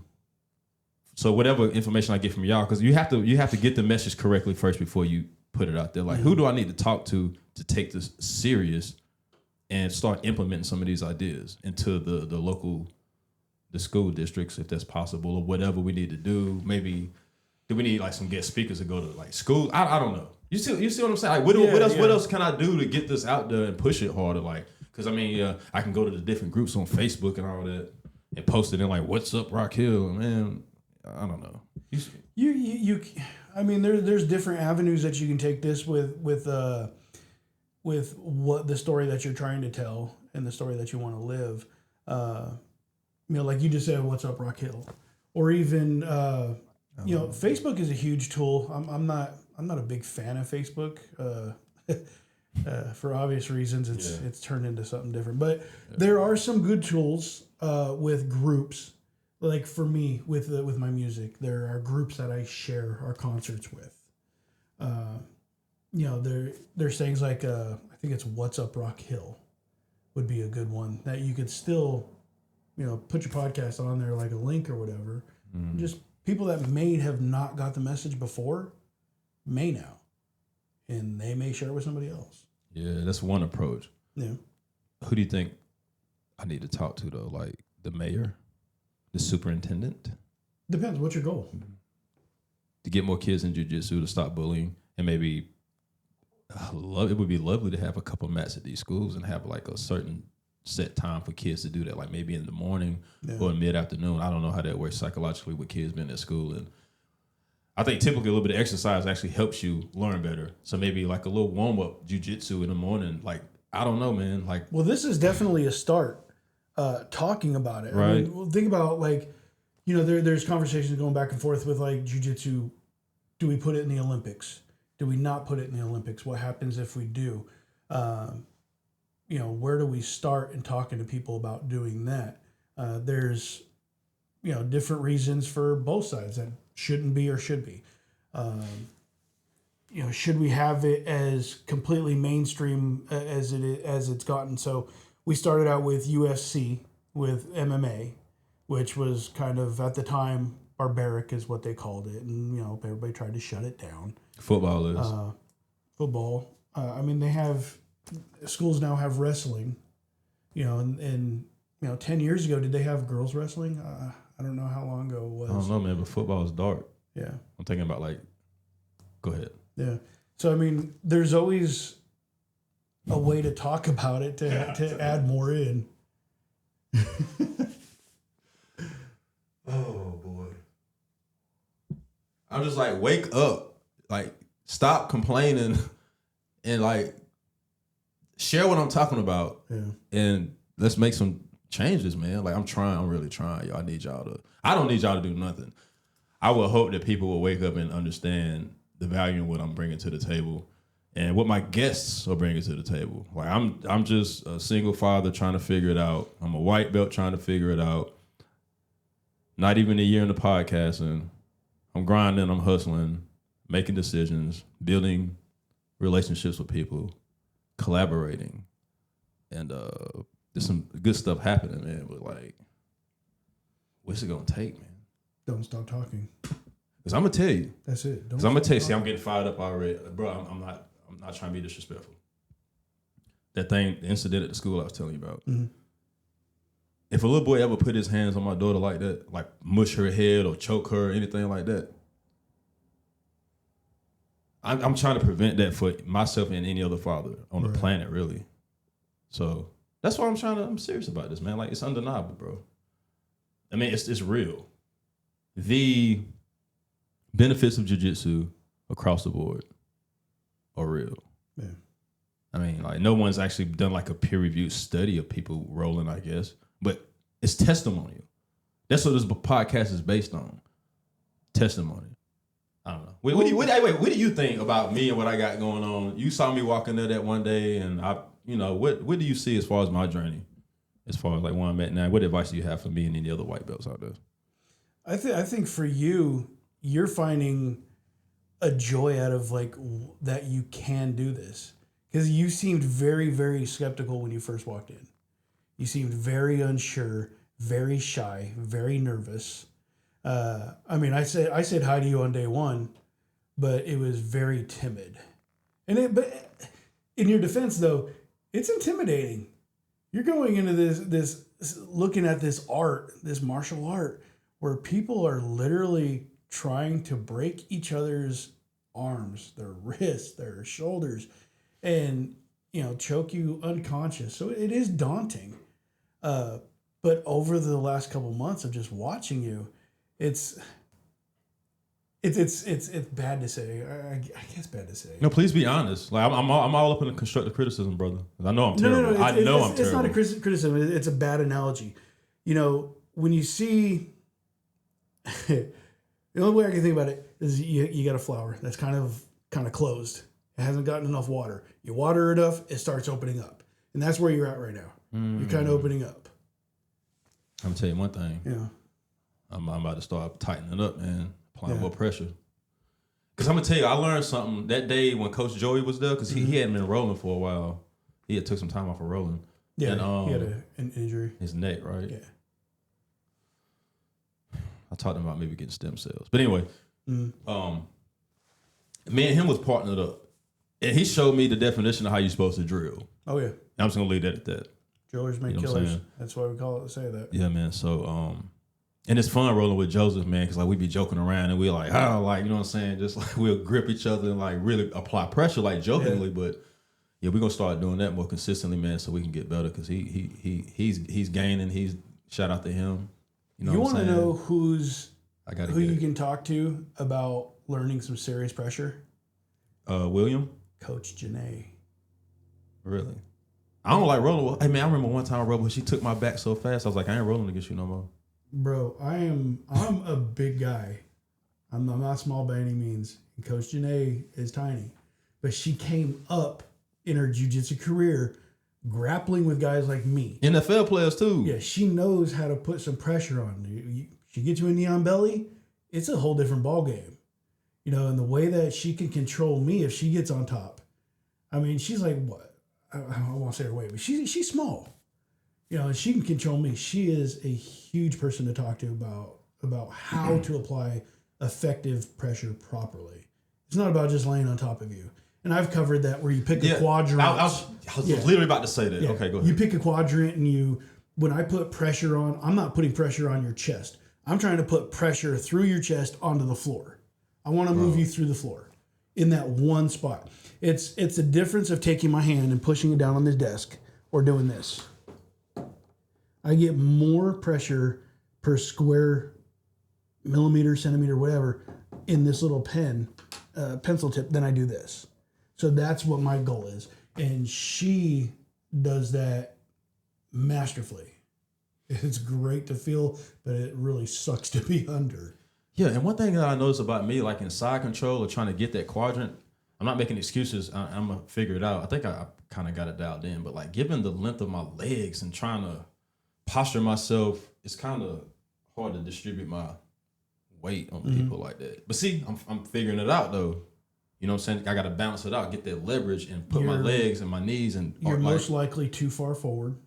You need to be back off of them a little bit more so that your center lines are not crossing. Right. And you need to be off of your knees, on your toes, driving actively. You got it. Say that again about the knees and the toes. Yeah, get off your knees.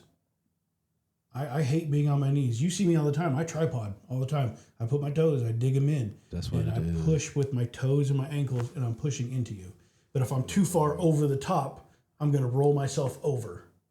If I'm back on the near side that I'm on and aiming for this quadrant, I'm just driving everything I have right into this one pec. Interesting. And it's just these little nuances that go from being able to somebody sweeping you or reversing and ending up on top, or them tapping to pressure, which has happened. You don't have a submission, but sometimes the pressure's so bad you tap. I'm such a better person because of y'all. I might give it all to God first. Man, we're just getting started. I'm saying, for real though, I give it all to God first, obviously, but like, people don't get it, man. Yeah, get your faith in line, but man, you got to be disciplined out here. Yeah, you have to be. It's such a great tool. Life too, man. Everything is all discipline. You know, we talk about we always talk about being defensive and being able to defend yourself with jiu-jitsu.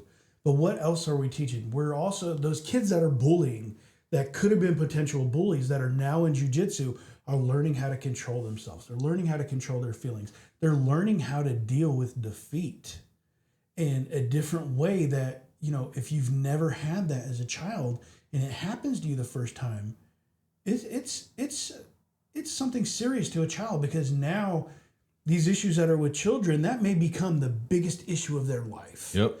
And it's huge to them. And as adults, we sometimes downsize that. Exactly, we're like, man. oh, that's nothing. You haven't dealt with anything. Yeah. Don't minimize that. Yeah. That they may be going through something, and it changes their mindset now with jiu-jitsu that I don't have to bully people. I don't have to be violent to this person. Or I have an outlet now that I can get this out. You know, with karate, with me, that was my way as a child of getting my anger, aggression out. And it kept me from getting into fights. Kept me from starting them, really. So it's helping both spectrums. You know, even if you have a kid that's something I wanted to bring up earlier about it with kids. Mm-hmm. If a child does not want to do something and they cry, they kick, they cross their arms, they sit, and finally we're just like, whatever, we don't want to deal with it because we don't have the energy. We don't want to expend the energy as parents, as adults, because we have all these other things we need to worry about. But if we give in to this child and don't make them do what needs to be done, we have now taught them that they can cry, they can throw a temper tantrum, and they get what they want. And I honestly was not fully aware of that until I started doing the kids class with Coach Joey, with Coach Jax. And Joey has no qualms about telling kids, you need to do this. It doesn't matter if you don't want to do it. Do it. Wipe the tears. Get going. Do it. He's instilling in them that quitting is not an option. And they don't see it yet. But I promise you, when they're adults, they're going to be like, Coach Joey was right. Man, I'm so glad you said that. Yeah. I'm over here getting emotional because Lyric and them had their first volleyball game of the season Wednesday. And she got emotional. She started crying. But she stayed on the court and she finished the game. I mean, as a parent, I'm sure you understand. Oh, yeah. People that don't have kids wouldn't. But just to see that your child gets emotional, as we all have that ability to do, and it's okay to, sit in that and accept that you feel that way. That's okay. You're going to have emotions. Yeah. But now what? What are you going to do? We ain't going to go sit on the bench. Your hand hurts because you was drawing on them with the marker and now you have an allergic reaction. I've been telling you for years, stop drawing on your hand when I come pick you up from school. And now look today, your teammates needed you on the court. But I think one day when she get older, she going to fire my ass. So she going to be like, Daddy, you was talking about me. But no, it's all good though because I'm proud of her, man. Yeah. And what if maybe her training in jiu-jitsu years ago, maybe that clicked in, I don't know. But man, we about to get this mat taped up. So you wouldn't advise me to dress out tonight at all? Because I was actually going to go out of town, but I'm not. So I'm going to still come to class. Mm-hmm. But I shouldn't. Because I could sweat. Is it still an open? It was Monday. Is it an open one? Oh, Monday? I'll close it. I think I saw it. Yeah. Man, that's nice. She's very talented. Wow. Man. Shout out to Sienna. She's going to do mine as well. I'm waiting until I get my black belt promotion. I got something lined up for that. I was thinking to wait until I get a blue belt before I get another tattoo because, like I say, man, I keep like taking myself out of training. And like right now, I'm just like so hungry to get back in there, man, because of that Kimura situation. And then just watching class, I'm just like, I gotta be out there. Yeah. I gotta get that next strike. I ain't gonna lie, man. That first strike gonna be the death of me, man. I might cry when I get the second one. I know my cousin Kiki told me she cried when she got her third one. Yeah. Yeah, man. Like earlier you said you're just gonna get emotional. I cried with you, bro. Dude, it happens. I cried when I got my brown belt. My wife, when she got her brown belt, she had no idea it was coming. And it was super special to me that I got to put her fourth stripe on the purple belt for her. So I got emotional. And I had a full speech ready for her stripe. Yeah, and when I went to put this stripe on her, I'm like, I didn't have any words. I think I was done. Yeah. I was done when you gave it to her. And then she got her brown belt, and she wasn't expecting it at all, and she cried. So it is emotional because we're putting in the time, the work, and the sacrifice. And when you really start to look at it, it's not just your accomplishment. It's the accomplishment of everybody else. Because if I'm not there, if coach isn't there, if your training partners aren't there, sorry, you can't do jiu-jitsu. We're putting our bodies on the line. You're putting your body on the line for me to be able to train. So it's really an encompassment of everybody who's doing it. So it's a lot. It's emotional no matter what you do. Hey, the level of trust in jiu-jitsu, how about that? You want to speak on that? How much we trust each other? And think about how kids can develop trust in an early age. Yeah. And learn how to respect each other, how to treat people. Sorry, I got a little riled up again. But like trust is huge in jiu-jitsu, 100%. Man. Especially Judo January. Yeah. Dude, we're about to do MMA May. I'm pretty sure we'll be shadow boxing each other and punching each other in the face here and there with some gloves. Really? Yeah. We're going to go over MMA stuff. Yeah. We can do jiu-jitsu, sport jiu-jitsu in the class all we want, but if we're not training how to stop punches, how to punch back, it's not going to work outside. It's really not. People aren't just going to do jiu-jitsu. They're going to really try to punch you and inflict pain. Going on with some knuckleheads out there. Anyway. Did y'all do that last May? Because I wasn't with y'all last May. I don't know if it was last May. We have done it every year, though, where we've incorporated punching into it. We do it a lot in no-gi class. So... yeah, we've done it. And he comes up with these little blocks that supplement our jiu-jitsu as well. Like what you said with Judo January. Yeah. I think we were going to do MMA this month, but it got pushed back because we do have some competitions coming up. You know, especially this month. Yeah, we got some good stuff coming up. Oh, yeah. I can't say it. We can't say it, but it's something really good coming up, man. I'm really excited about that. You know what I'm talking about. Yeah, I think we got Tap Cancer coming out too. Yeah, that's gonna be awesome. I know what you're talking about. It is. Okay, so well, yeah.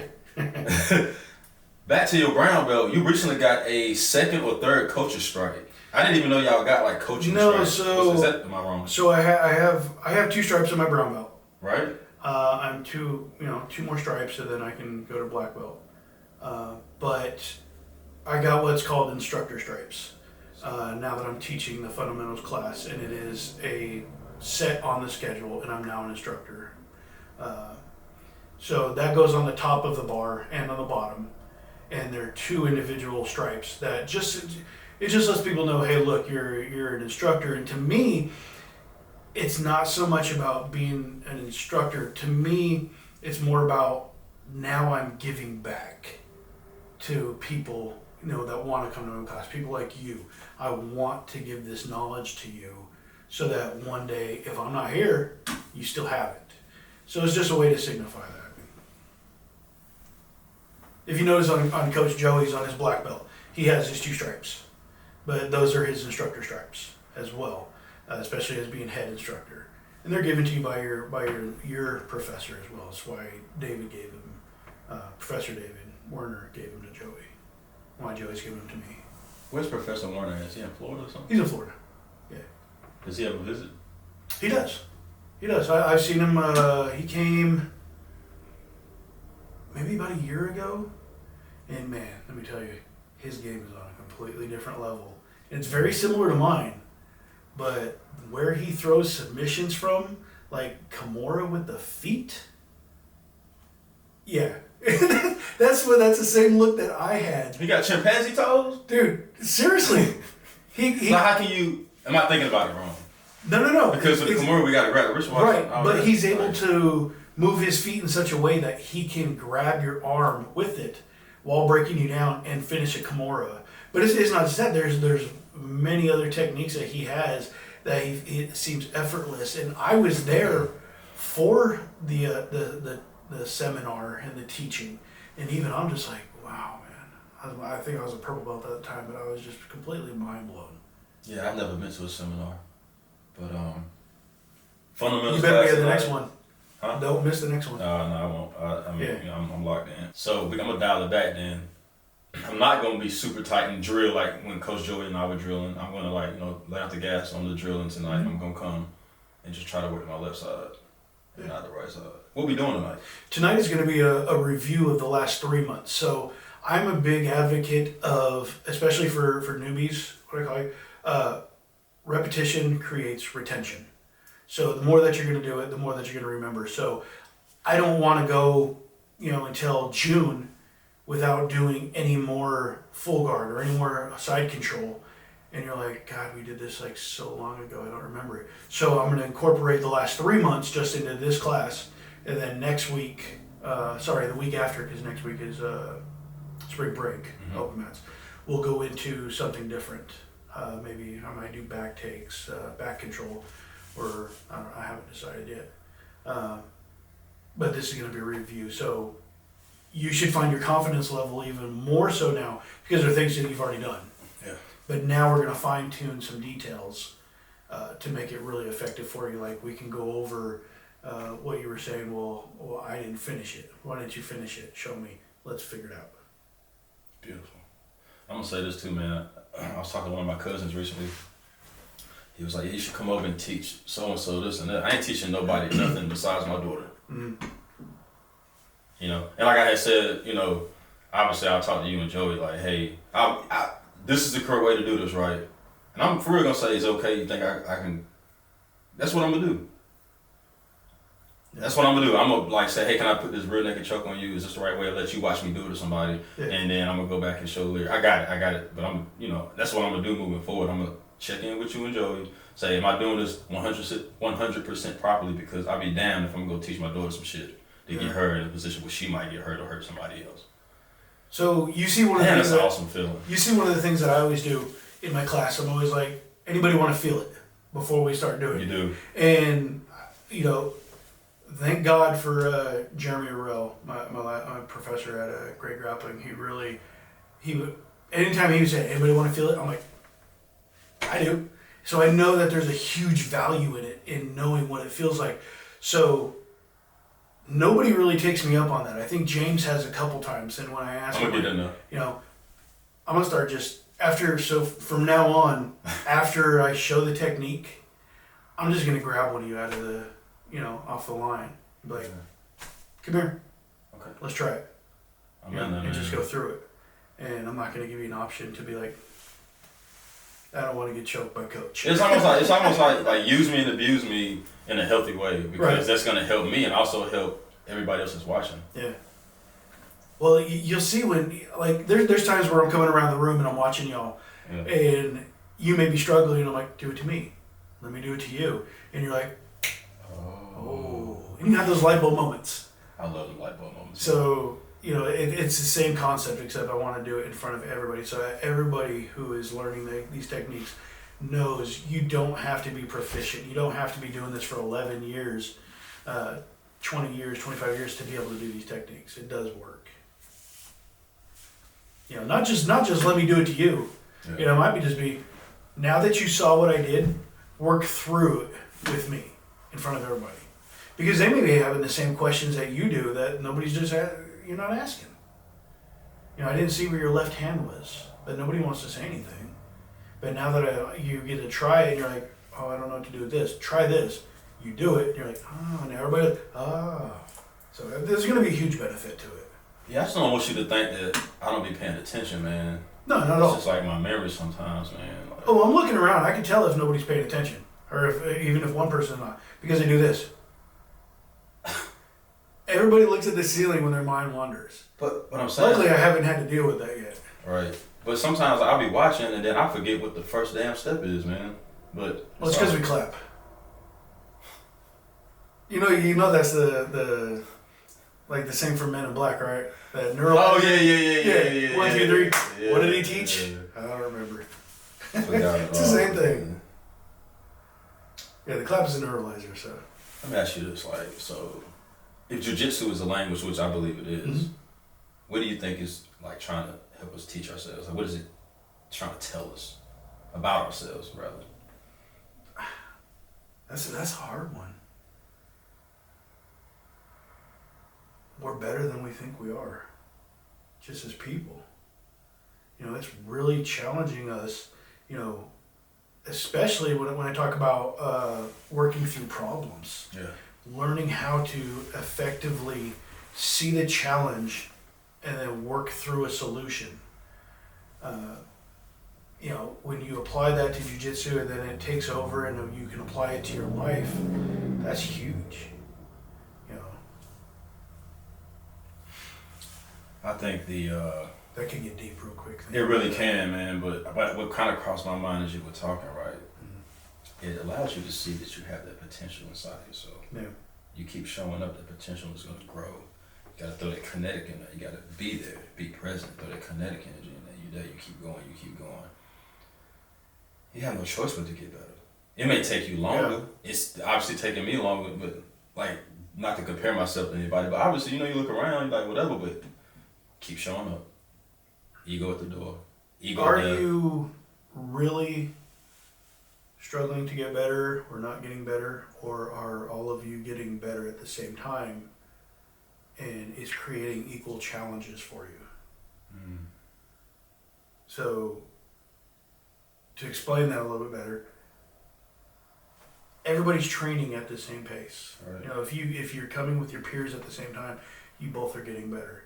You're learning your game. When I roll with my wife, we know each other's game down to a T. So there's very rarely any submissions, and it's just constantly back and forth. And it's not, and we've had that for years now. And it's not that we're just not learning. It's just we've learned each other's game. Professor Joey, same thing with him. When we first started, he would destroy me. And we've gotten to a point now to where we're going back and forth, back and forth, back and forth. He'll submit me, I'll submit him. He'll hold me down, I'll hold him down. It's a really good technical fight, but it's just that he and I are pushing each other now. We both want each other to be better. You know, it's not about, I'm just not getting better because I can't submit somebody. It's not always about the submission. Right. So you're getting better. Hey. But so is everybody else. William, at open mat, I tried the Kimura trap on William. Mm-hmm. And he knew it was coming whenever I since I was on my left side, so drop the left leg, make it a little lazy, right? He knew it was coming. He was like, I'm gonna tell you though, brother. He was like, it's good, huh? You're welcome. Yeah. He was like, that's my game. He was like, your brother, it's good though that you're taking things from fundamentals, fundamentals classes and applying it here at open mat, because a lot of white belts, you just in there for survival. And that's how I was, just in there trying to survive, like working on my defensive game and trying to survive and stuff like that. But now, you know, humbly, I'm just saying I do see some improvement in my game a little bit. Yeah. Centimeter by centimeter. But having the wherewithal to at least remember what to do and actually bring it up and back. Also, I wanted to bring this up too, Ken. Since that fundamentals class started, I've only been on one open mat because I was like, okay, Tuesday, Thursday, Friday, that's 3 times a week. I'm getting better, right? But I have to come to open mats. I have to. Even if I only get 2 rows, whatever, I need to go to practice that and talk through with somebody. And like you say, I'm gonna tell you something, man. What you said a lot of good things, especially about like the kids and jiu-jitsu and stuff like that. But one thing that really stuck with me about everything you said was that about pausing instead of tapping, pause, have a conversation, because that's what William did. Yeah. He saw that coming.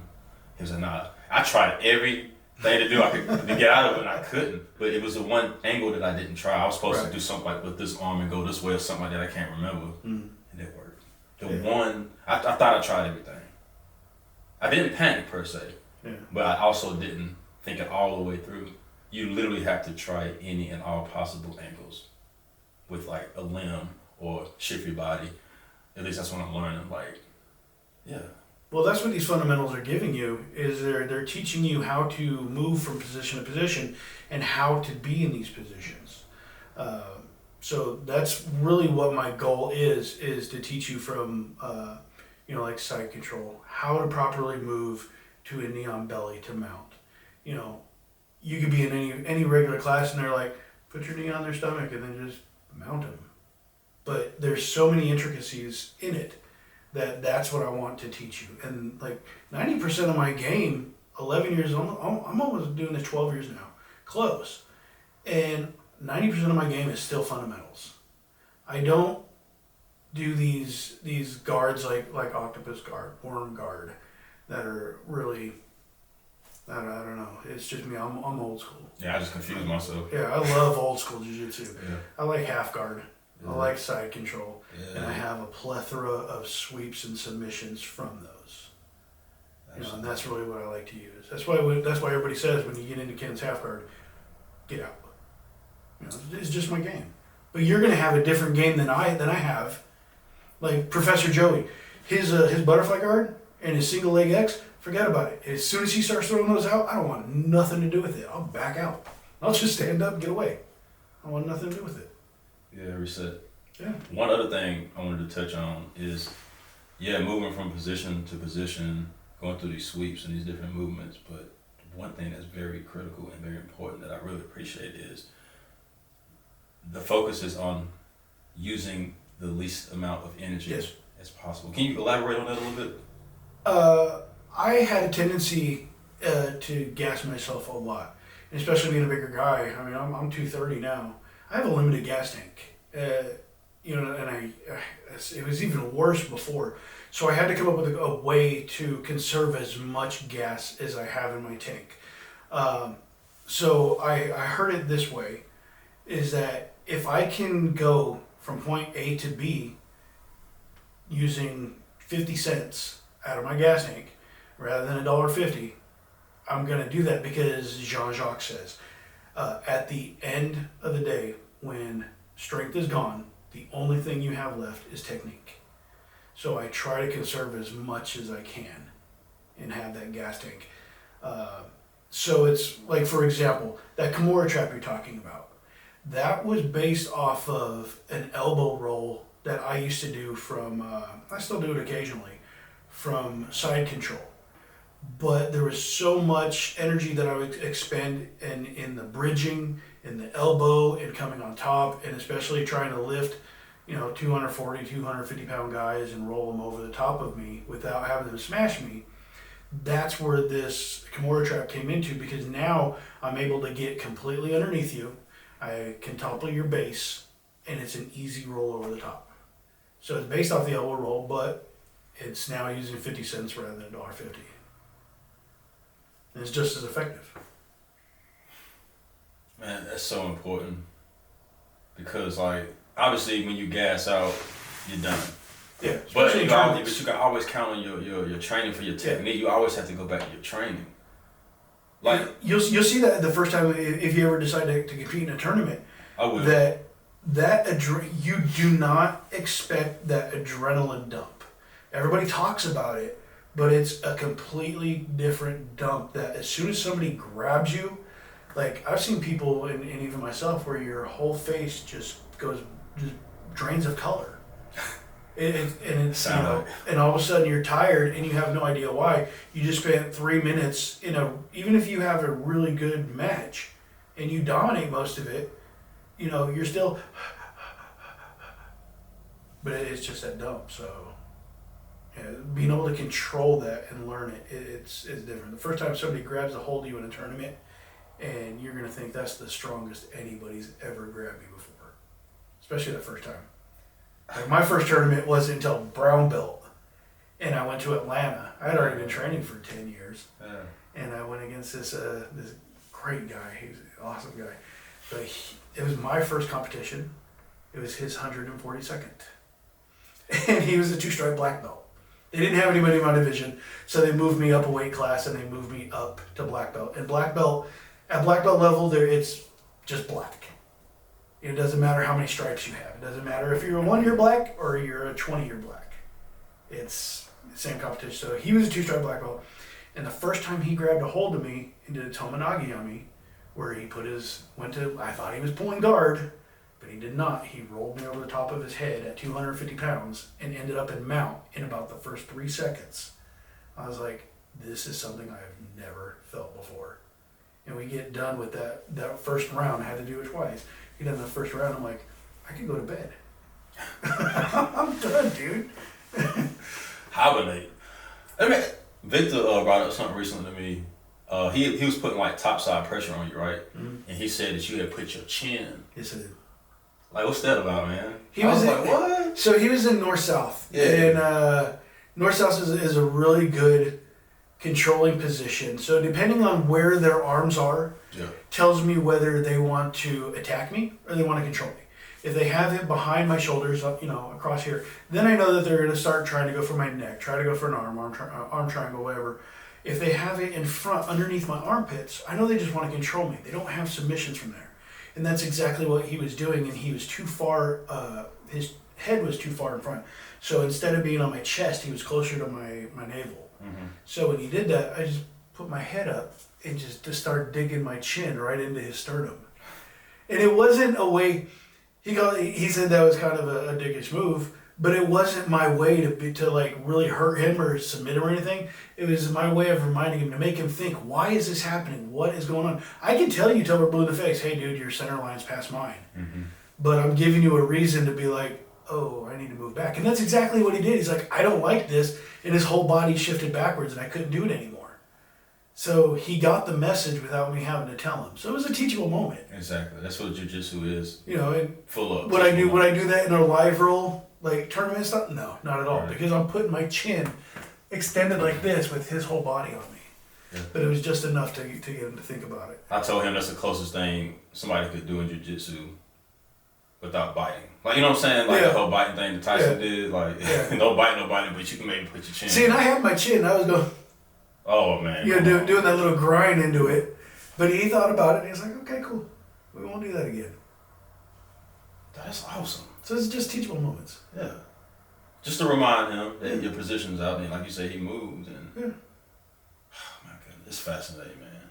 The physics behind it. Yeah. That's why I say, respect an inch. Everybody, any instructor will tell you, respect an inch. And I've showed that in my classes.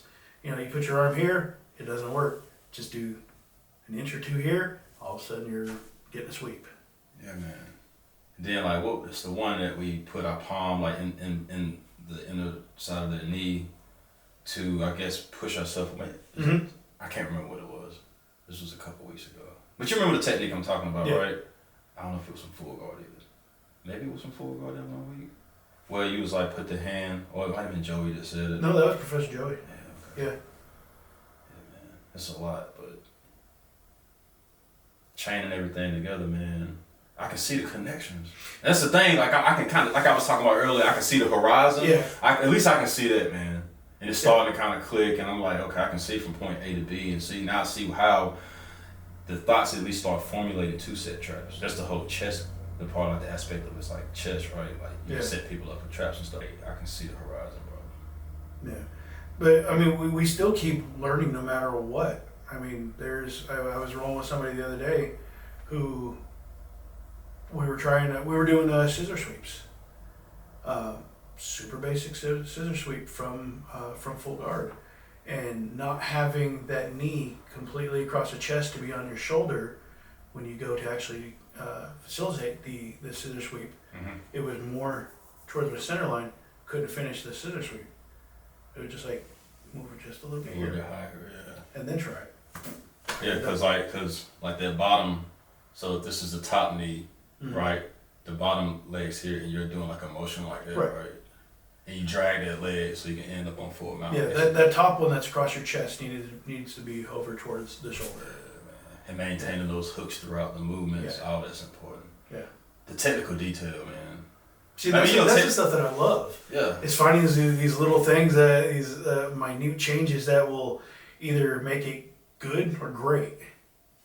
Yeah, because Tim Duncan, he was like the king of fundamentals in basketball when he played for the Spurs, man. Like the fundamentals is what it's at. So I love it, man. Well, there's a reason that everybody should have a foundation of them. Yeah. Everybody should. Everybody.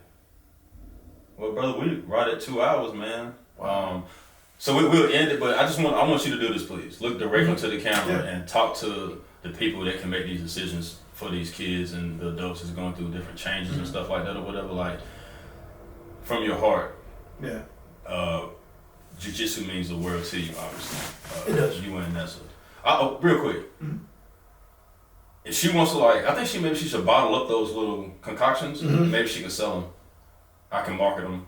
Dude, it's literally just putting them through the co-marketer through the juicer on the podcast. But people, I mean, it's people selling stuff like that at grocery stores, man. She They can do, come up with but her own ingredients, and have her own thing. They do, but I guarantee you, Vanessa, especially being a nurse, she's all about everybody being healthy. Right. So just even putting people put recipes on the internet. Give us free information. Yeah. I love that. You don't have to be like big farm all the time. That's what I was saying earlier about not organic, but the holistic way. You said holistic. Like, we got to get back to our primal essence, man. Like what our ancestors did. Yeah. All the sacrifices they made, the trial and error.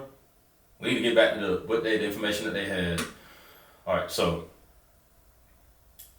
back to what I was saying. Yeah. So the people that can make the decisions that's gonna affect, because we can talk and we can do our action, right? That's what we're doing now. But the people that are in charge of making these decisions that can actually bring about the awareness of this at a more higher level. I'm not saying they need to be on Channel 11 News at 11 o'clock at night or nothing like that, but like I said, is it the mayor, the superintendent, whatever? What would you say to them about how important jiu-jitsu is and how it's helped you and how it can help our future? I would say to these leaders, especially you talk about the mayor or even school counselor, and maybe the governor, whoever, governor, principals, whatever. Yeah. You guys should honestly come in anywhere and try a class, whether it be Carolina Family Jiu-Jitsu or any jiu-jitsu around you, just so that you see what it is that we're doing and the benefits that you will gain. You will see that for your student body, your children, these students that we're bringing up into the next generation, what they can gain from it as well. You really have to be self-aware of what we're teaching, because there's always been this stigma that it's a brutal martial art. It's just another martial art. But it's really a lot more than that. It's deeper than that. It's life lessons that are going to live forever. And my children and the children that we're teaching now are living proof that the system works, that what we're doing is going to change lives. It's going to change society, and it's going to change the way that we think about when we the way we think when we interact with people. So I would say the first step is, even if you don't stay to continue to do jiu-jitsu your whole life, come in, try a couple classes. Majority of places offer free. Start with yourself, because we cannot teach our next generation if we don't have the knowledge ourselves. And that's what's huge. And especially as educators, as political leaders, we have to have that knowledge to be able to, I don't want to say run, but lead our constituents, to lead our students, to lead our children. So that would be my advice to you. Get into a class, try it once or twice, and I'll give you a full example. There was a previous superintendent at York Technical College that was also a student where I trained, and he came in to do it. And he even said that this would change everything. So even if you're not taking my advice from it, take his. He's a doctor and a president of a college. So. Yeah. So don't listen to me. Like, I'm a white belt. I don't know nothing. I'm just learning. He's a brown belt. You know enough. He's helping me. He's helping everybody up at the spot where we at. We just trying to help the future of the kids. I got a daughter. He has kids. So we just trying to make some positive changes out here. Like some real changes about that action. Thank y'all for tuning in. Thank you so much for being here, Coach. My pleasure. I'll be there tonight. Awesome. You know what I'm saying? Yeah. Third episode of the Tap in the Hub. See, and that's dedication too, because you're gonna be there on Good Friday. I actually asked the coach, should we have this class on Friday? He said, I'll leave it up to you. I said, well, if people show up, we'll open. If not, my wife and I will kill each other for an hour. Yeah, man. I'm in there. All right. Thank you. I appreciate you. Thank you. Peace and love. Love y'all.